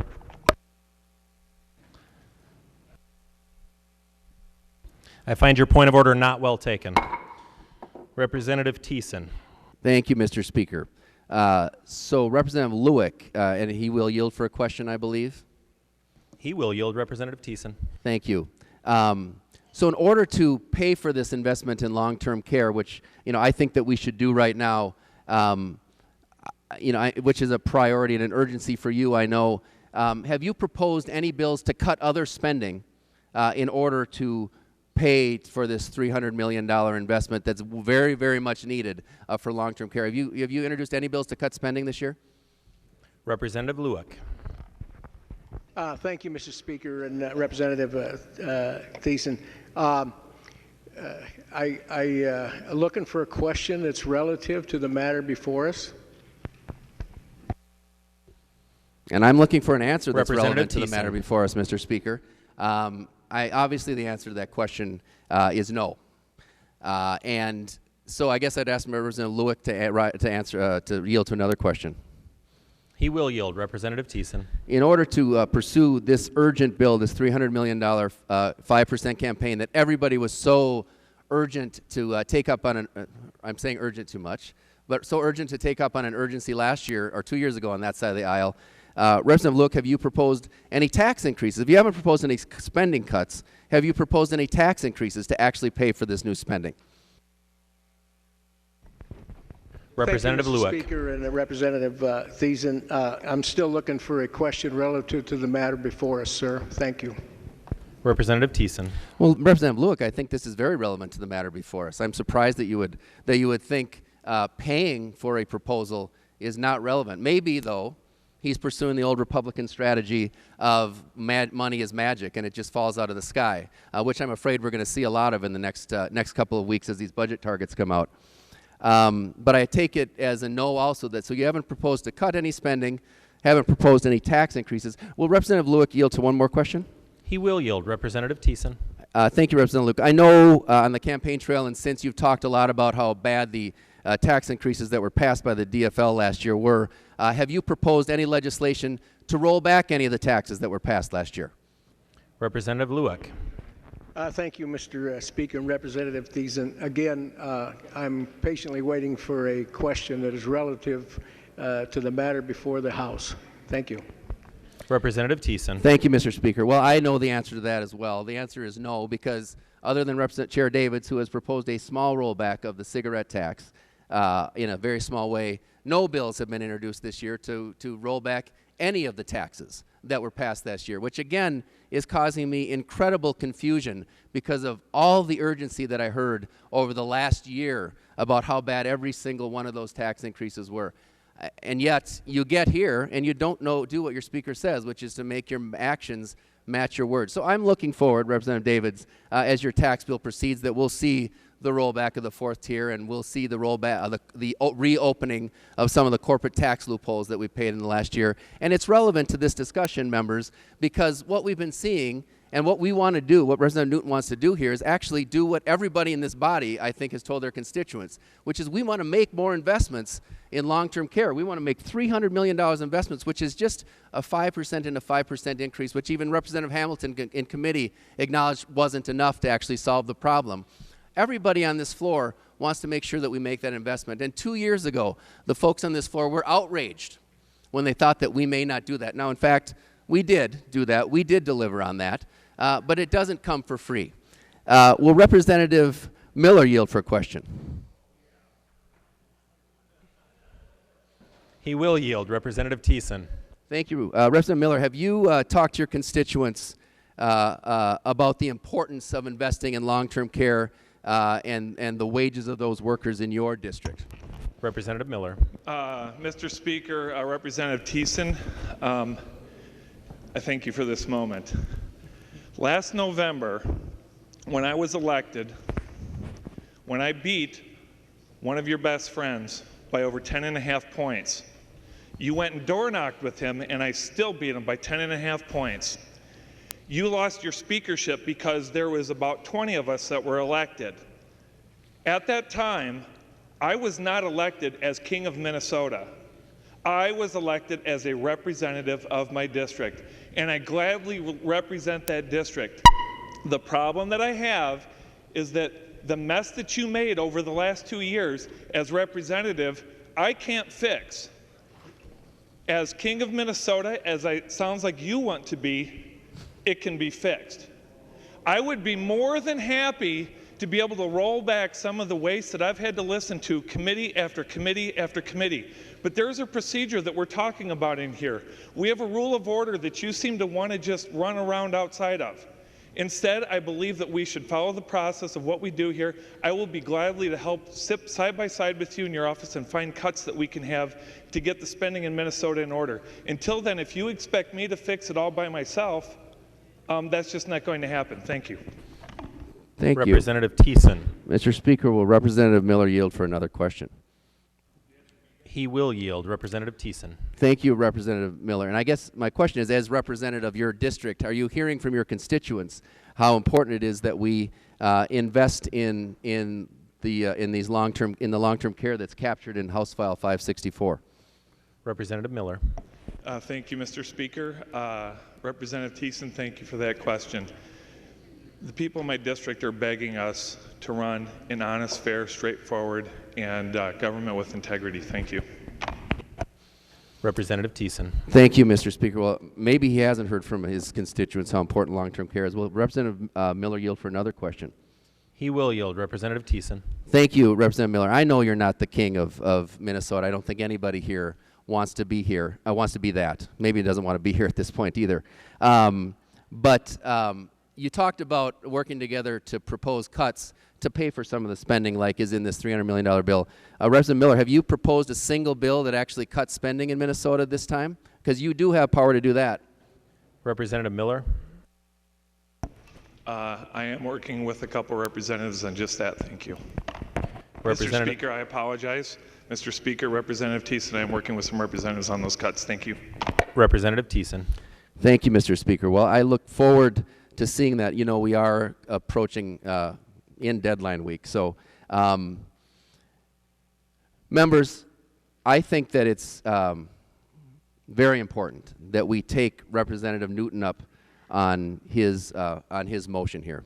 This is your chance before those budget targets come out, and I am fairly confident that the budget targets that come out next week, I don't know this for sure, but I'm going to make a guess, that the budget targets that come out next week are not going to have sufficient money to pay for Representative Schumacher's $200 million and Representative Hamilton's $300 million, that both of those distinguished members, and I think a lot of people in this body, believe is the amount of money. In fact, Representative Hamilton doesn't even think it's enough money, but to help to solve the problem of long-term care, something that's a priority for everybody in this body.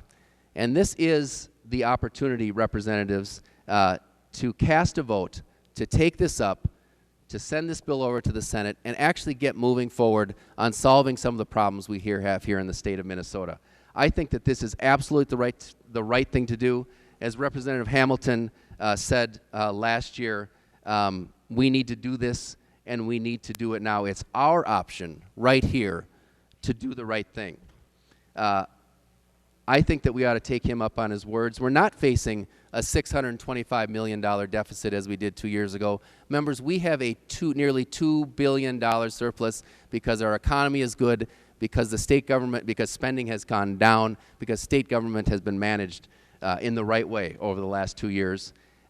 We need to take an opportunity right now to put our money where our mouth is. This is your opportunity, members, to do that. I encourage a yes vote on Representative Newton's motion, and I look forward, after that yes vote is taken, to moving forward and voting this bill forward. The member from Cottonwood, Representative Hamilton. Thank you, Mr. Speaker. Mr. Speaker, would Representative Morgan yield? I'm sorry, would Representative Falk yield?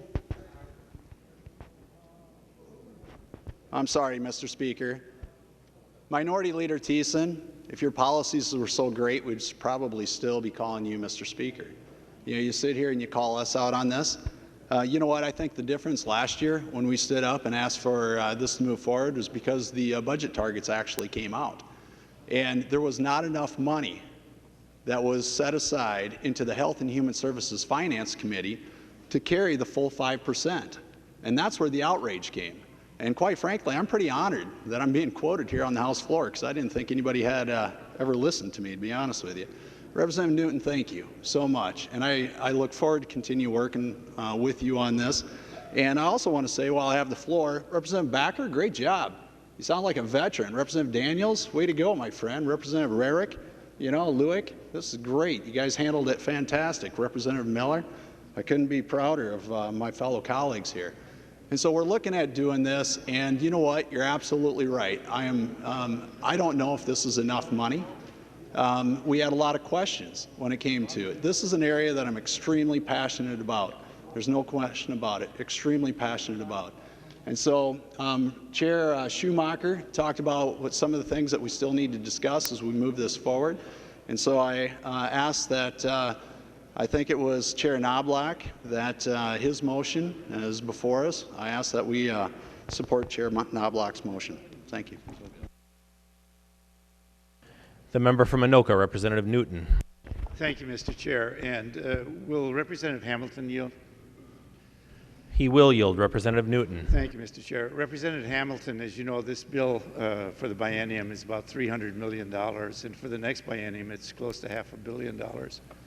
We both feel that this bill should go forward. We both feel that we need to fund this.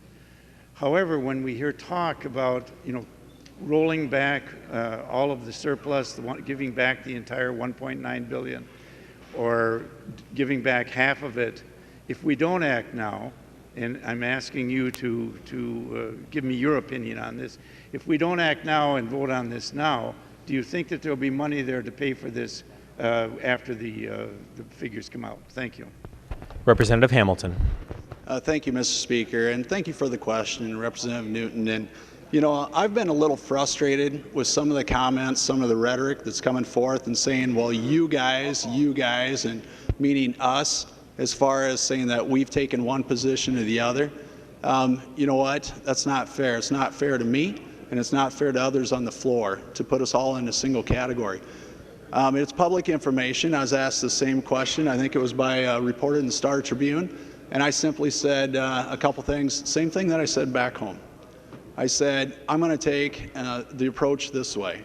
is one, we're going to listen to all the ideas so that we fully understand what is the need, right? Fully understand what is the need.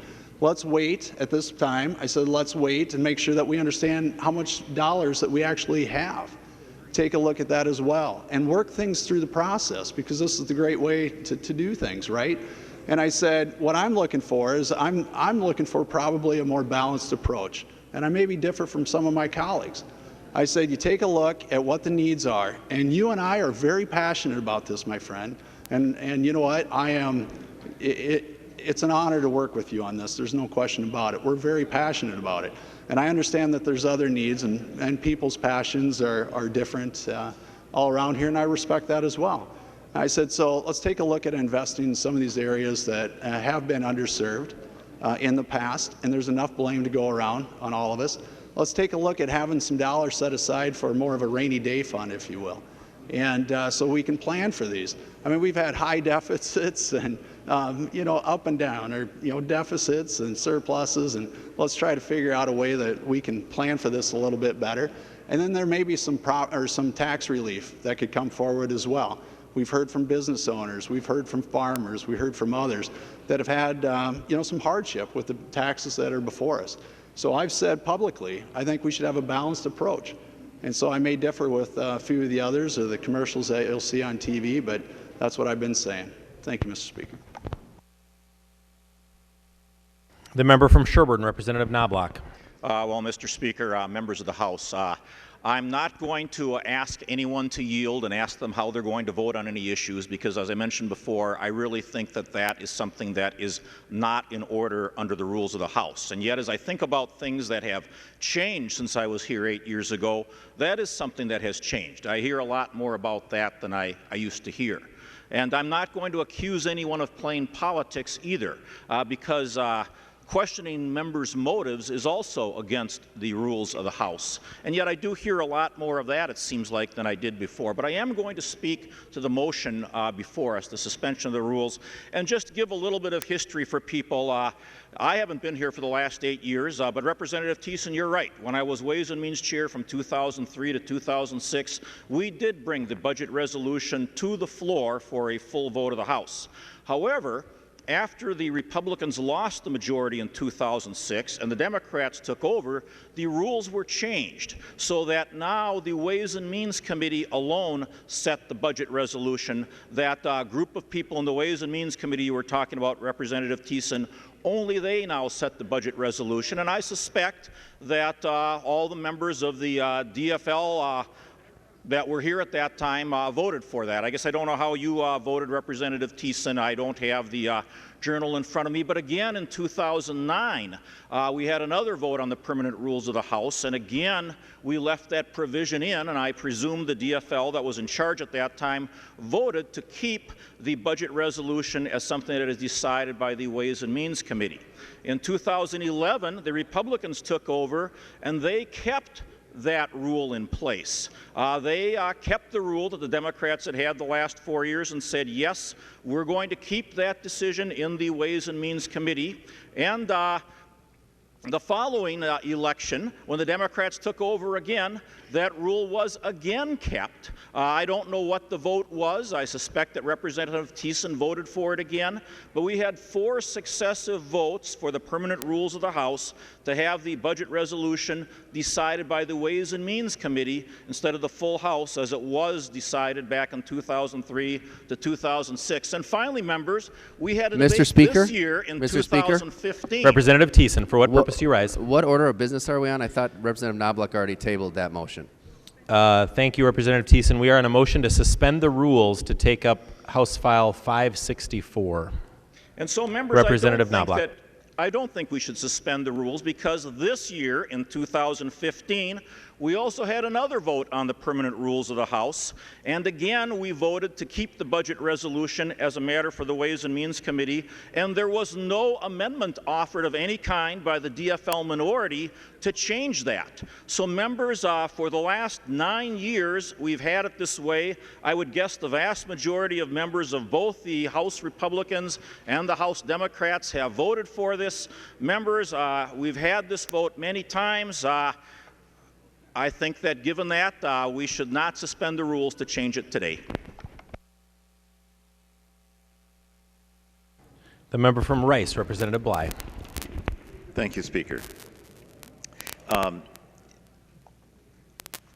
Representative Hamilton, I'm going to mention your name. I just want to make sure you knew that. I have tremendous respect for you. I think we share passions that oftentimes follow the same issues. You may remember a number of years ago something that we partnered on in a sense. The engine of the legislature moves on, and people have talked about the process, and sometimes the process doesn't get us where some of us passionate people want to be. And there was an issue where when we were cutting budgets having to do with the disabled, and I, went against my leadership and wanted to tack on an amendment that would protect the workers who worked with the disabled. Now, courage is one thing, but you still have to work with your leadership, and I had to say, I'll withdraw my amendment because I want to make the point. I want to make it clear that this is an important issue, that we shouldn't be cutting these workers. And Representative Hamilton stood up, as any member can do, and took my amendment and brought it forward, and was able to save some money for those workers. I share your not only your passion, but your desire that sometimes even when we don't think about it or know about it, we work together and get something done. That's not partisan. This is clearly not a partisan issue. I think there's strong support on both sides of the aisle for this. This may be a time, because as the engine of the legislature goes forward and the process goes forward, what we're hearing when we say we got to have this go through the process is that there isn't going to be the funding there. There isn't going to be enough for all the things we want to do. And this may get cut back. And that's why I think this is a timely moment for us to come together, suspend the rules, and pass this very important bill. I visit my mother at the nursing home. She's on a care memory unit, and I talk to those workers on almost a every other day basis. And I know that they need more. I know that they need more. Some of them drive old cars if they have a car. Their needs we can't really comprehend, and yet we ask them to take care of our loved ones. So I implore you, suspend the rules, and let's take up this matter. Thank you. The member from Ramsey, Representative Murphy. Thank you, Mr. Speaker and members. I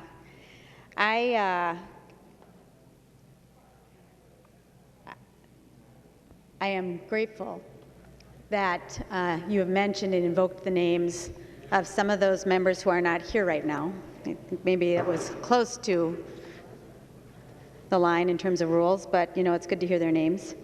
And it made me think about all the time that I spent in all sorts of places this last summer and fall, and looking at the literature and listening to the debate that was happening across the state of Minnesota, and remembering that while there was rhetoric about the size of the budget and too many taxes, a lot of the information that was being mailed to Minnesotans coming from some of the new members in the Republican caucus didn't really say a lot about anything. It really didn't take a whole lot of a stand. And Minnesotans on November the 4th gave you the edge, right? A few more seats, and we lost a few seats, and that's the way that goes. And I think that the part of this debate that I find most frustrating, and again, Representative Newton, I'm so glad you brought this forward, because it does say a lot about who we are right now, what we do. The thing that I find frustrating about this debate that we're having right now is I bet most of the people in this chamber would support, a 5% and a 5% increase for people with disabilities and those caring for them. And we are days now away from the release of budget targets. And really, that's where we're going to start to see what your leadership really means. And this debate today has gotten a little heated, and I'm feeling that. And that's because I ran for office because what we do here is important. It's important for the people of Minnesota. And the decisions that we're going to make on the budget are important. And if we get a little heated, it's because it's damned important. And here we are talking about a very important issue to Minnesotans and asking some questions about where you stand, and you're not really willing yet to answer where you stand. I can't tell if you want to cut spending, or I can't tell if you want to cut taxes.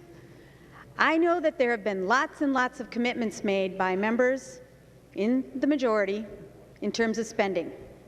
And I keep putting that puzzle together, trying to figure out how it is that you're going to meet those demands. And you know what? I'm pretty sure that that overcommitment that you've made is the reason why you are having such a hard time answering the questions that are coming from us right now.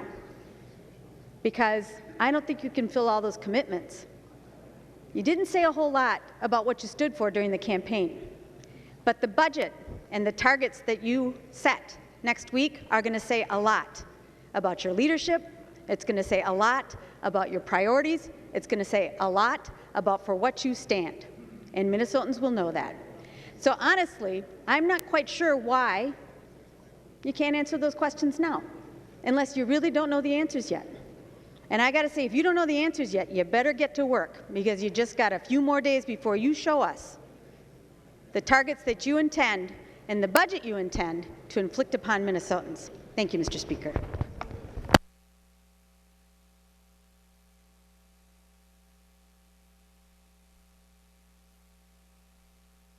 The member from Washington, Representative Schoen.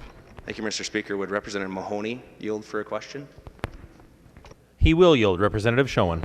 Representative Mahoney, you've been a previous chair. You've been in the House of Representatives a bit longer than a few of us. You had a budget as a chair of the committee that you've had before, is that correct? Representative Mahoney. Mr. Speaker and Representative Schoen, yes, I've been a budget chair. Representative Schoen. Would Representative Mahoney continue to yield? He will yield. Representative Schoen. Thank you, Mr. Speaker and Representative Mahoney. In your committee or committees that you've chaired in the past, if there was consensus amongst the body to spend approximately $300 million on an issue that was very near and dear to everyone and something that you worked through, would there be the ability to come back and add more to that particular issue if we needed to do that even after we passed the initial $300 million? Representative Mahoney. Mr. Speaker, Representative Schoen, as a fiscal chair, I or any fiscal chair does not have the ability to hand out $300 million or $330 million and then just add more to it. It would really be the preview of the Speaker and the Ways and Means Chair to figure out, okay, you spent your first $300 million, here's your other $9 billion. So, yes, essentially what you're asking is, can a fiscal chair spend money, then go back to the finance people in his caucus or her caucus and say, I want to spend more. And yes, that can be done so long as the tax chair can raise the revenue. Representative Schoen. Mr. Speaker, would Representative Carlson yield to a question? He will yield. Representative Schoen. Representative Carlson, you've been in the legislature longer than I've been alive. So you've seen a few things come and go and a few different policies and movements. Is there any precedent to adding more to a program, or the legislature has in the past passed a budget or a bill that spends money and then we come back and go, you know what? It wasn't enough. Representative Carlson. Mr. Speaker, members, first of all, I've been accused of going back to statehood, but not quite that far. But At any rate, it can happen in a variety of ways, but the bottom line answer to your question is yes, you can add more. It typically is done in a conference committee. It's done the second year of the biennium. Some people remember the supplemental appropriations bill for personal care attendants. If you recall, the first year of the biennium, it was passed at 1%. And then the second year, we added to it, so we brought it up to 5%, if I recall correctly. So basically, the answer to the question is yes. Next Tuesday would set the stage. If this bill were to pass today, then under the House budget resolution, you could add more into the Health and Human Services bill if you chose, and you could pass additional funding if you chose. So I hope that answers your question. Thank you, Mr. Speaker and Representative Carlson. Well, I just Representative Schoen. I just want to rise in support of Representative Newton's motion today. This bill seems to have great consensus amongst the body, and this is something that we can coalesce around in a great way and show Minnesotans. Here's the baseline. We know that we're losing these workers by 30+% turnover, and it's almost like a man-made disaster. When we have a disaster in Minnesota, we come in and we act quickly. And we send relief out to the communities. And I think what Representative Newton is saying here today is let's get the relief out to our communities, especially in greater Minnesota, like the Clare City Nursing Home and some of those folks out there that are begging for help. Thank you, Mr. Speaker. Representative McNamara. Thank you, Mr. Speaker and members. Folks, we got a lot of good work to do, and we got to have it done by midnight tomorrow for the first policy deadline. I appreciate the minority's points being made and carrying on and let us know how important this issue is, because it is an important issue. But we got a number of committees that have to meet tonight yet, and probably all day tomorrow. And Mr. Speaker, I want to remind them that the deadline is midnight tomorrow night.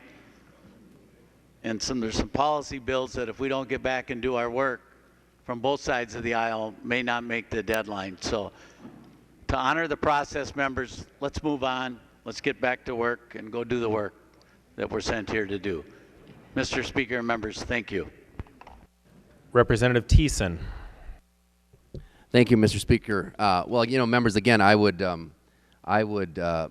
urge us to vote yes on this motion and start moving forward on something I really am hearing from everybody that stood up on the floor today is an urgency for the state of Minnesota. Representative Hamilton said he didn't rise until after he saw a cut target, again, in the context of the $625 million budget deficit.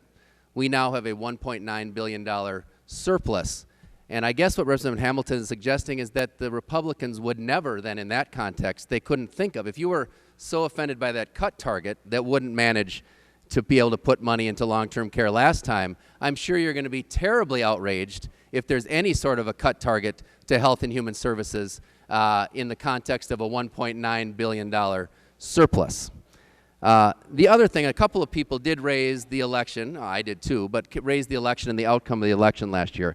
And I guess the point, members, that I would make is that in that election, what you ran on is we wasted all kinds of money, which today you said actually you really didn't waste the money, and you raised all kinds of taxes, which we've learned here today no one has actually meant to roll back. So the people that voted for you, Representative Miller, in the last election, voted for someone who's actually not sitting in the House of Representatives today, because you told us you haven't put together a single bill that's going to cut any of that supposed wasted spending, Representative Miller. Representative Miller said that he has, I haven't seen him propose any rollbacks of the taxes. So the person that the people in your district that you say you want to represent don't have that person sitting in the chamber today. It's a different person altogether. And that's true. It's shockingly and surprisingly and somewhat happily surprisingly true from our perspective that essentially what we see on the other side of the aisle with the $2.5+ billion in spending, the $300 million that Representative Hamilton has in this one, Representative Schumacher's $200 million, Representative Franzen's nearly $500 million in new spending this legislative session. they essentially elected a body of Democrats. And if those are the budget targets that we're going to see coming out next week, we'll be looking forward to seeing those. But I'm going to join you, Representative Hamilton, and I will be incredibly shocked if we see cut targets in any of the budget areas, but particularly in this area of long-term care. And it is interesting, Representative Hamilton, that you did rise, and I know that you're a very good and fair-minded man, and you hate the thought that anybody would question your integrity. And you did rise and say that you didn't think that anybody stood up and blamed the Democrats last year. I distinctly remember you doing that, Representative Hamilton, in the last year. So let's move forward on this bill. Let's actually either act like the people that ran for office last year, or we can pass this bill and do what we're now hearing your constituents actually want you to do. But let's vote green on this motion. Let's take Representative Newton up on what I think is the absolutely right thing to do. Let's stand up for your constituents. Let's not kowtow to leadership. Let's not bow down to leadership and the targets that they're going to set, which, I will be surprised, Representative Hamilton, if in fact the target, you said you were outraged by the fact that that target that we put in place last year wouldn't handle long-term care spending, the kind that you wanted, the level that you wanted. I hope that the target that Representative Dean is getting in the budget targets that Representative Knobloch will put out next week is going to allow you to do that. But if it's not, I also expect that Representative Hamilton is going to join us in the outrage. And when we bring this motion back up again after those budget targets come out, that Representative Hamilton and many, many others of you on this floor are going to vote. If you don't vote for it today, we'll vote in favor of it next time. The member from Cottonwood, Representative Hamilton. Thank you, Mr. Speaker. And I had a note down here. I just wanted to respond to Representative Bly's comments and simply say thank you. He was talking about that amendment that he had offered up, and unfortunately, he had a beautiful speech, by the way. He did. He had a beautiful speech on why we should support it. And then he asked to withdraw it, and then I was furious, so I crossed off Representative Bly's name and wrote my name across the front, top, and I sent it back up there. And when it came up to a vote, members, when it came up to a vote, Speaker Kelleher was up there, and she held open the board. And it was interesting, and the member that, I think it was Representative Broad at the time, she leans over and she says, "I think it's going to pass." And all of a sudden, all the red votes started turning green, all but two. There's only two people that voted against it. One was Representative Huntley. He was the chair of Health and Human Services Finance, and guess what? The second one was Representative Thiessen, the chair in Health and Human Services Policy. The same person criticizing me for a few things here today. That's interesting. So anyway, Representative Bly, you know what? There was a great move on your part as far as bringing that amendment forward. I thank you. I've got a lot of respect for you as well. Representative Newton, tremendous amount of respect for you too. And I do look forward to working on this with everybody. And like I tell folks back home, we all have different passions. There's no question about it. And there's two areas that I focused on. One is agriculture, obviously, and the other one is health and human services. I said when you walk in someone else's shoes, you look at life a little bit differently, right? But with that said, I know every member up here may have a different passion than I do. And so, again, that's one of the reasons why we respect the process and bring everything through. Thank you, Mr. Speaker. The member from Olmsted, Representative Liebling. Thank you, Mr. Speaker. I wonder if Representative Dean will yield to a question. He will yield. Representative Liebling. Thank you, Mr. Speaker. Representative Dean, I'm wondering, we know that as the chair of the HHS Finance Committee, you've got a very tough task ahead of you putting together an omnibus bill. I'm sure, even though we don't know yet what your target is going to be, I assume that you're working with leadership to try to decide what that target is going to be.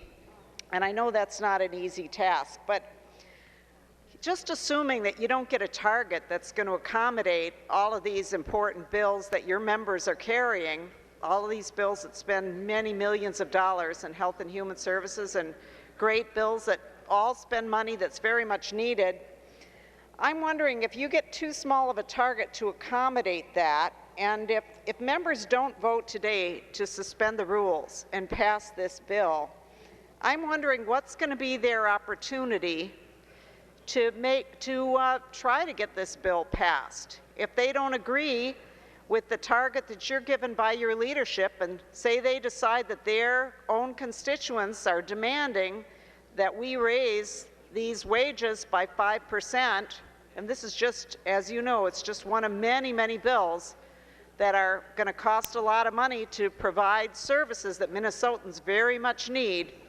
But if they miss their opportunity today and vote no on the suspension of the rules and don't want to take up this important bill, what is going to be their opportunity to do that? How are they going to be able to tell their constituents that they're really making a sincere effort to get this bill passed into law, even if your leadership is not in favor of it? The member from Washington, Representative Dean. Thank you, Mr. Speaker. Representative Liebling, in July of 2013, less than 2 years ago, Minnesota had a $34.34 billion budget. Currently, Governor Dayton is proposing a $42 billion budget.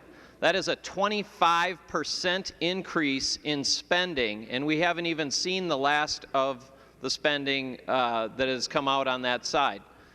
That is quite an increase, and that, Representative Liebling, was not delivered by the good graces and the benefactors sitting in chairs in this building. That was delivered by hardworking taxpayers of the state of Minnesota that expect and deserve us to really deliberate and to fund our priorities within the means that they give us.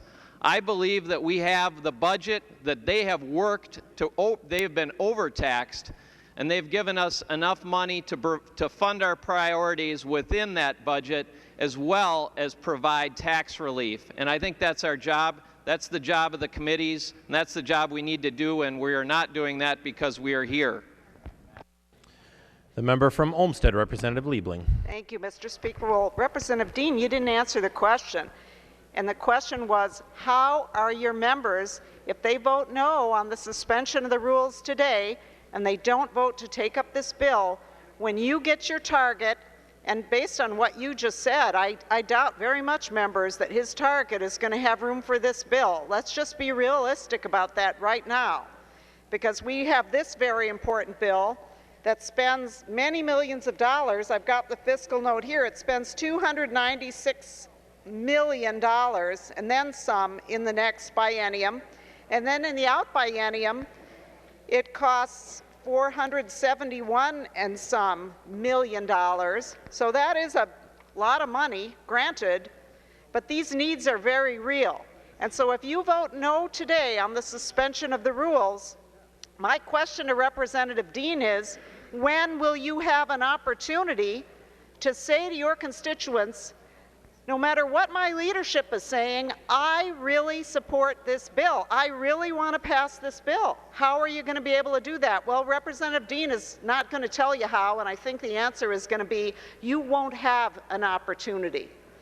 So if you're sincere in your support of these bills, if Representative Hamilton, and I believe he is totally sincere, I know he has a lot of passion for this, but members, we can all have passion for a lot of things. And the real question is, what are we willing to do for it? So you all, every GOP member, can carry bills that spend millions and millions of dollars. But the real question is, when push comes to shove, what are you willing to do to accomplish the goals that you're promising your constituents you are going to accomplish? That is the real question. And when I asked Representative Hamilton in the Aging and Long-Term Care Committee just Wednesday morning, he was presenting this bill, and I asked him very sincerely, does this really meet the needs? As expensive as this bill is this going to get us to where we really ought to be? And he got kind of testy and went into some speeches, one of which was kind of blaming me for raising taxes in the last couple years. Well, I put it to you, members, how the heck would we have been able to raise the funding as we did, and how in the heck would we be in a position to have a almost $2 billion surplus and even think about spending this kind of money if Democrats weren't willing to raise the money necessary? So you can talk all you want, you can carry all these bills, and they don't mean a darn thing, because at the end of the day, you will be saying to your constituents, sure, I'm for you, but I'm willing to do nothing to make it happen. And I hope Minnesotans are paying attention to this, because everybody wants everything. But you got to be willing to do what it takes to make that happen. And if you're going to vote no today on the suspension of the rules, you are saying to your constituents, I'm just telling you, I'm just all hot air. It's all hot air, because at the end of the day, I'm not willing to even put forward a vote because my leadership doesn't want me to. And I submit to you that your constituents did not send you to St. Paul to just follow blindly what your leadership wants you to do. And this is something that freshmen will learn over time. The debates we can have on the House floor here are very partisan, but at the end of the day, your constituents want you to think for yourself, think about them, and think about what's in their best interests. And if they're telling you that home and community-based workers are underpaid, and that the services can't be delivered, and that there aren't people out there willing to do this very important and very difficult work because they're underpaid, and that the state doesn't pay them enough, and if you believe that, and you've said to your constituents, I agree with you, I'm going to go to St. Paul to work on this, then you better be voting today with the Democrats on this issue and put up a vote to suspend the rules and take up this bill and pass it today, because this may be your very only chance to do that. So if you're concerned about these issues, members, a lot of you in Health and Human Services took a vote the other day to cut our Minnesota Care program. Already we're starting to cut at a time when we have a $2 billion surplus. And you, GOP members, you don't have to raise taxes. We did that for you. You just get to complain about it now and spend the money. But at least today, step forward and say that you're willing to spend the money.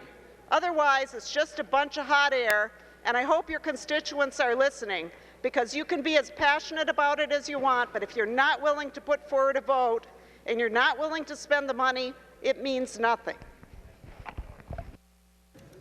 The member from Hennepin, Representative Hortman. Thank you, Mr. Speaker. Will Representative Hamilton yield to a question? He will yield. Representative Hortman. Thank you, Mr. Speaker. Representative Hamilton, if this motion that you brought 2 years ago was a good idea when we had a $625 million deficit, why is it not a good idea to do this when we have a $1.9 billion surplus? The member from Cottonwood, Representative Hamilton. Well, thank you, Mr. Speaker. And you know what? I'm absolutely honored here today. I've been up here 11 years, and my name has never been spoken so many times in all of 11 years. So I don't know, it must be my birthday or something. Actually, that's next week. And you know what? Last year, like I said, when the budgets came out, we were doing the 5% campaign. I had signed on to that. I know Representative Newton was leading the charge, and I believe it was Senator Kent Eakin over in the Senate, I believe, was leading the charge over there. And I was upset when the budget did come out because it didn't cover the 5% straight up. Again, I was passionate in that area, and so that's why I brought it forward. Today, we don't even have our budget targets right now. And so if memory serves me correctly, we did have them then. So. Representative Hortman. Thank you, Mr. Speaker, and Representative Hamilton. Well, I remember when you brought this motion 2 years ago, and I remember voting no because I had no idea where we were going to get the money to close the deficit, pay back the schools that you borrowed money from, and then make this priority. But I was very tempted to vote with you because you spoke so eloquently about the work that these people do, and it's work that I could not do. No matter what kind of schooling I undertook, this is the hardest work that there is that Minnesotans do. It's the most important care that's delivered. And we have a $1.9 billion surplus. So if it's important and we have the money, we should fund it. Members, I hope you'll vote for a suspension of the rules, and I hope you'll vote to pass this bill because these people who are doing this work should be our highest priority, and we have the money to pay them properly.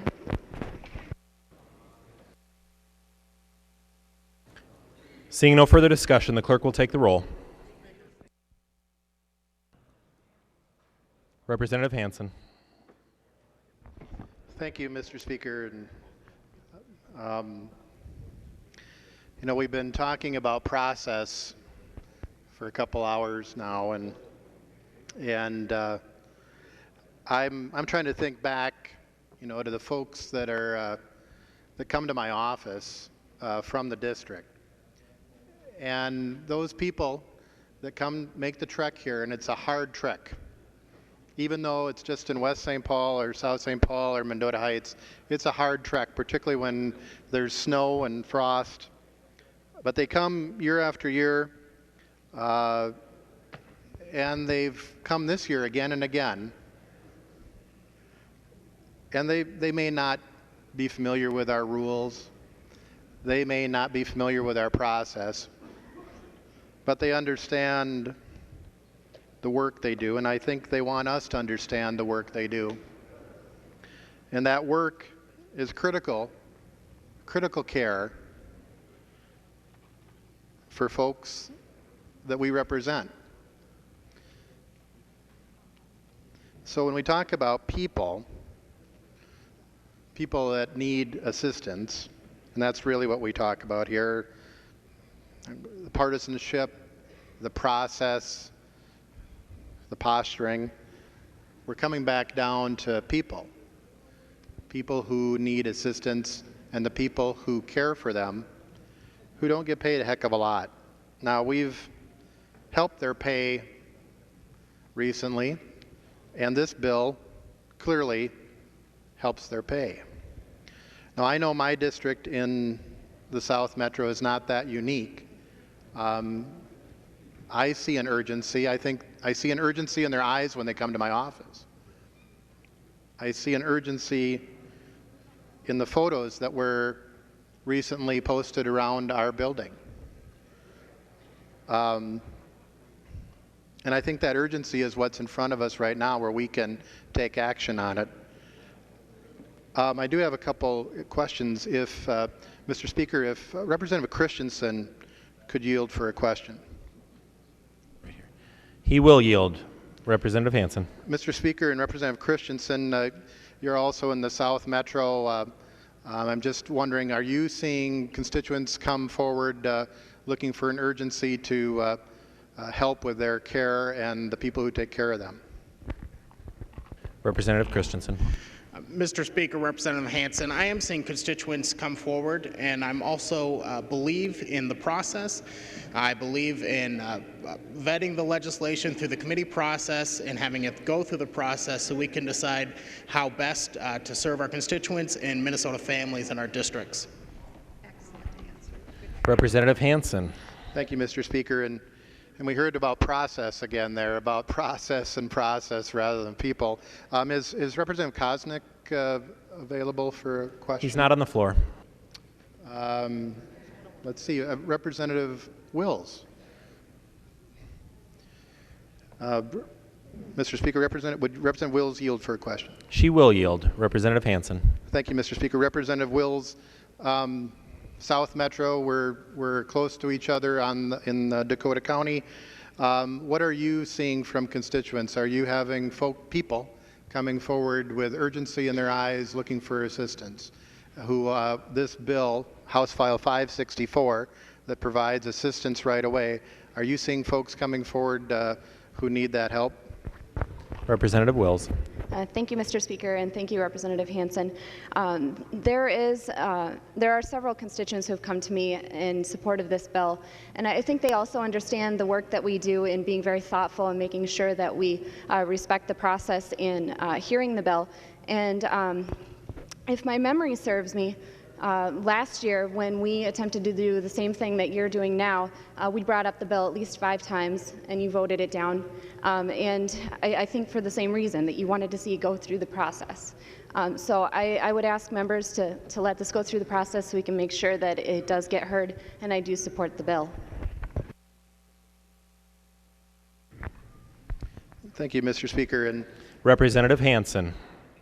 Again, I think back to the people that are coming to our offices that have been here recently, and they will be, I'm sure, coming again if we don't take this action we don't take this action today for people, and we'll talk about process again.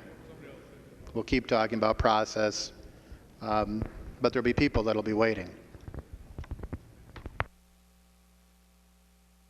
The member from Hennepin, Representative Thiessen. Thank you, Mr. Speaker. You know, we've had a long debate, and a lot of it does come back to the process and a lot of questioning about what that target's going to be for the Health and Human Services budget and whether it's going to be enough to accommodate Representative Hamilton bill that's before us on this motion and Representative Schumacher's bill, whether it's going to be able to accommodate that $500 million. So I guess I'd ask Representative Knobloch to yield. He will yield. Representative Thiessen. Thank you, Mr. Speaker. Representative Knobloch, we could resolve a lot of the issues right here if you could just tell us, you know, I'm sure you know what the target is since it has to come out by next Tuesday. If you could just tell us what the Health and Human Services target is going to be, maybe we can move on and know and be confident there actually is going to be enough money to accommodate Representative Hamilton's bill and Representative Schumacher's bill and Representative Franzen's bill on the CCAP funding and mental health investments and any number of other bills that members on your side of the aisle have. So if you could stand up and assure us, or not assure us, but tell us what that target is going to be, I think that we could save a lot of the consternation that's on the floor right now. The member from Sherburne, Representative Knobloch. Mr. Speaker, Representative Thiessen, I don't yet know the exact target that I'm going to recommend to the committee. Representative Thiessen. Thank you, Mr. Speaker. Will Representative Dean yield for a question? He will yield. Representative Thiessen. Thank you, Mr. Speaker. Representative Dean, I know that you have a bill that would essentially eliminate Minnesota Care in Minnesota. And I just want to be assured, because that's paid, as you know, everybody on the, well, maybe not everybody on the floor, but Representative Dean certainly knows, that's healthcare access fund money that pays for that, that's provided by the provider tax, and was passed into law, and we've been very firm generally in our commitment to make sure that that money is spent on items that are coming from the providers that actually pay the tax. And as you also know, long-term care providers, nursing homes, and other long-term care providers don't provide the provider tax. So I would love to get assurance from you right now that you have no plans on using the healthcare access fund money to spend on general fund purposes in any budget that you put together, because I'm sure that that's your commitment, and I'm sure that knowing how strongly you feel about the provider tax and how important it is that we keep that money for the purposes that it was raised for, and how much you hate the provider tax, quite frankly, that you're going to honor the commitment that was made to those providers, that that tax would actually be used to support the businesses, essentially, the doctors and the hospitals who are paying that tax. Representative Dean. Mr. Speaker and Minority Leader Thiessen, you promised the state of Minnesota that if we expanded Medicaid, that Minnesota, who has always done such a great job of stepping up to the plate, could step back because the federal government was going to come in and take care of that job for us. I remember you saying that. And that we were going to have billions and billions of dollars in savings across the state of Minnesota because the federal government was going to come in here. Minnesota, step aside. You've done a great job. Federal government's going to come in. We've got the ACA now. We've got the ACA, so you can step aside. You can do that, and we won't need that money anymore. Do you remember that, folks, the folks that were here? Your hospitals are going to be taken care of. Minnesota, step aside. Let the federal government and the ACA, Obamacare come in because you've done enough work. Sit down, we're going to come in and take care of this for you. That didn't work out so well, did it? We've got a health care access fund that had, I believe, nearly a projected $700 million budget balance. You stole that money in a one-time shift and shifted that money into the general fund. In the last biennium, Representative Thiessen, in your honest budget without shifts and gimmicks, you shifted that money over, and now it was projected to go below zero, and it is now drained. The hole in the Healthcare Access Fund is because the federal money did not come in as you said it would, and now we can't afford that program. You bet we are in a state where we cannot afford to cash all of the checks that you wrote in the last 2 years. Representative Thiessen. Thank you, Mr. Speaker, and thank you, Representative Dean, for that speech that actually didn't answer the question. And as you know, ironically, that part of that is because premiums in Minnesota under the Affordable Health Care Act were the lowest in the country, and that's why we didn't get those federal reimbursement rates, something you all apparently don't believe. And we actually paid for things that we had always paid for, the general fund, Medicaid spending. But you didn't answer my question, and it sounds like you feel incredibly strongly about it, Representative Dean. So I guess I'll ask again, do you have any intention of using the Healthcare Access Fund, not to pay for hospitals and doctors and healthcare, basic healthcare, but to use it to to support Representative Hamilton's long-term care? Representative Newberger, for what purpose do you rise? What are we talking about? Thank you, Representative Newberger. We are on the suspension of rules. It's a Newton motion to suspend the rules to take up House File 564. Thank you, Mr. Speaker and Representative Newberger. And I'm asking, these actually are Did relevant that answer your questions. question, Representative Newberger? I know. For now. Thank you.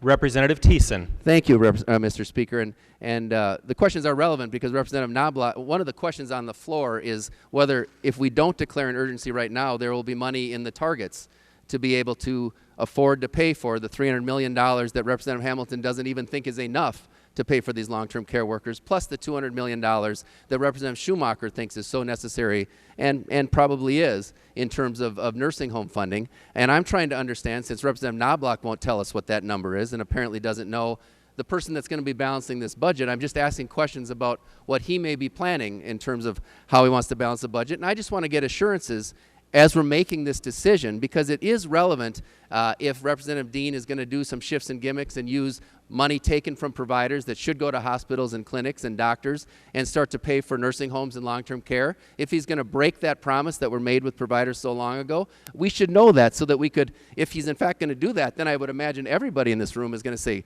boy, oh boy, we had a vote for this Newton motion so that we can actually fund this stuff out of the general fund. So I'd just like to get some assurance from Representative Dean, who I know feels strongly about the Healthcare Access Fund, that he is going to use that for the purpose for which the provider tax was passed and not try to shift it to pay for long-term care.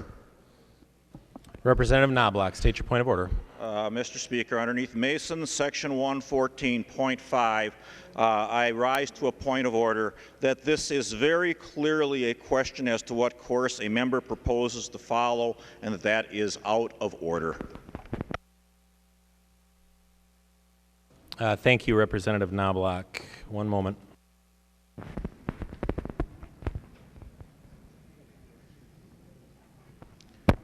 Advice?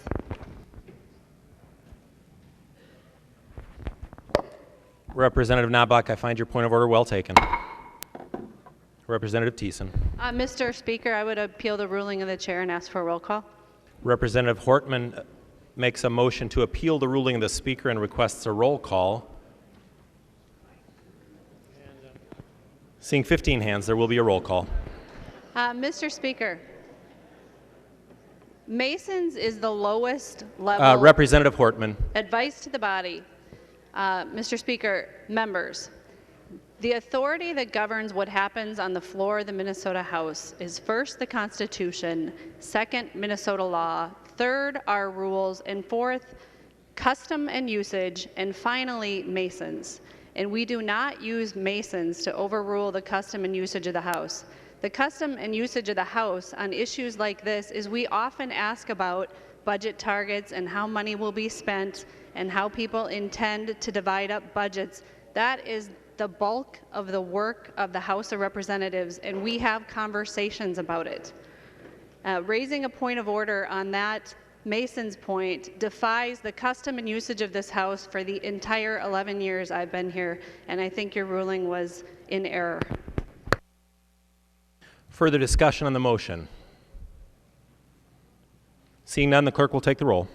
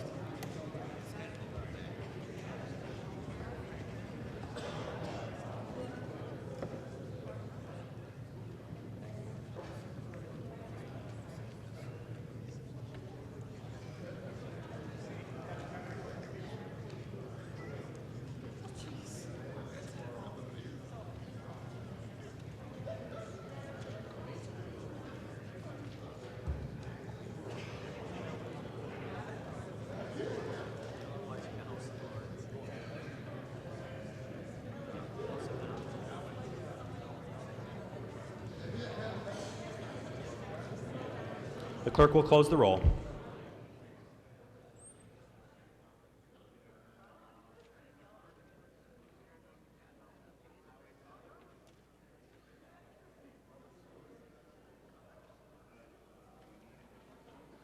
There being 68 ayes and 60 nays, the judgment of the House that it is the judgment of the House that the decision of the Speaker shall stand.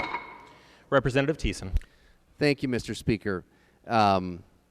So, members, what we just voted to do is I can never ask Representative Pepin what what's the agenda is going to be for the next session. No one can ever rise up and ask Representative Knobloch if he's going to take up a particular bill on a later day, because that would be questioning the course that a member is going to take. So we have set a very, very limiting precedent. I know that you all moved to lay my bill on the table, even though it appropriately, although the Speaker ruled otherwise, should have been allowed to go the amendment to the amendment because we were on that. You silenced the minority there. You've risen several times to try to silence the minority over and over again today. I know that you're sensitive. Perhaps you're scared to debate these issues. Representative Knobloch in particular seems to be very scared to debate the issues. I'm not sure what that's about.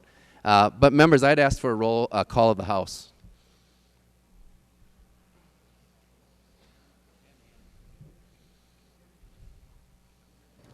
Representative Thiessen has moved for a call of the House. Seeing 10 hands, the clerk will take the roll.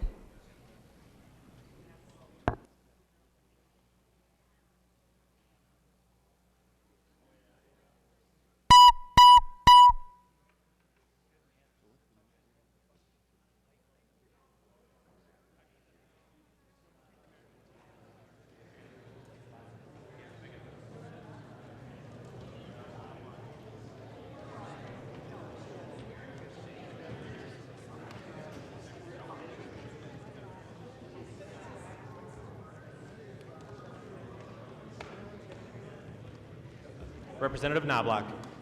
Mr. Speaker, I move that further proceedings under the roll call be dispensed with and that the Sergeant at Arms be instructed to bring in the absent members. Representative Knobloch moves that further proceedings under the roll call be dispensed with and that the Sergeant at Arms be instructed to bring in the absent members. All those in favor signify by saying aye. Those opposed, no. The motion prevails. The clerk will close the roll and the Sergeant at Arms will bring in the absent members. Representative Thiessen.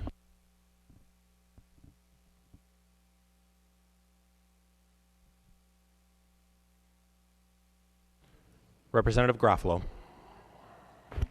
Mr. Speaker, I move that when the House adjourned today, it adjourn until 3:30 p.m. Monday, March 23rd, 2015. Representative Garofalo moves that when the House adjourns today, it adjourns until 3:30 p.m. on Monday, March 23rd, 2015. All those in favor say aye. Those opposed, no. The motion prevails. Further discussion on this motion, on the Newton motion. Seeing none, the clerk will take the roll on the motion.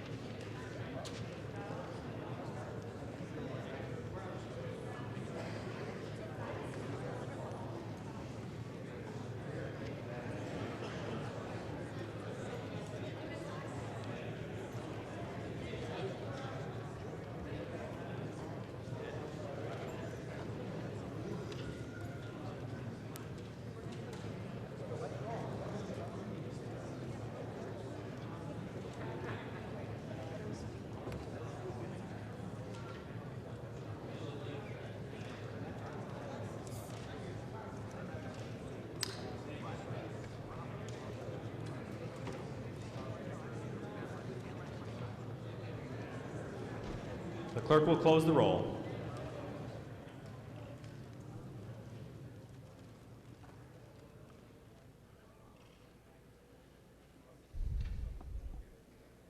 There being 57 ayes and 67 nays, the motion is not adopted. Mr. Speaker? Mr. Speaker. What? Representative Knobloch. Mr. Speaker, I move that the House do now adjourn. Mr. Speaker, Representative roll Knobloch call. moves that the House do now adjourn. All those in favor Mr. say Speaker, aye. roll call. Roll call. Those Are you opposed, kidding no. me? Mr. Speaker, Mr. you Speaker, The motion I stand prevails. and The ask House for a roll stands. call. Mr. Speaker, Are you kidding me, Mr. Speaker? Mr. This is Speaker, outrageous. You are rolling over the majority like it is nothing, Mr. Speaker. You are acting like a dictator. The Mr. motion Speaker, prevails I and the call House for a stands roll adjourned call. until 3:30 p.m. Monday, March 23rd, 2015.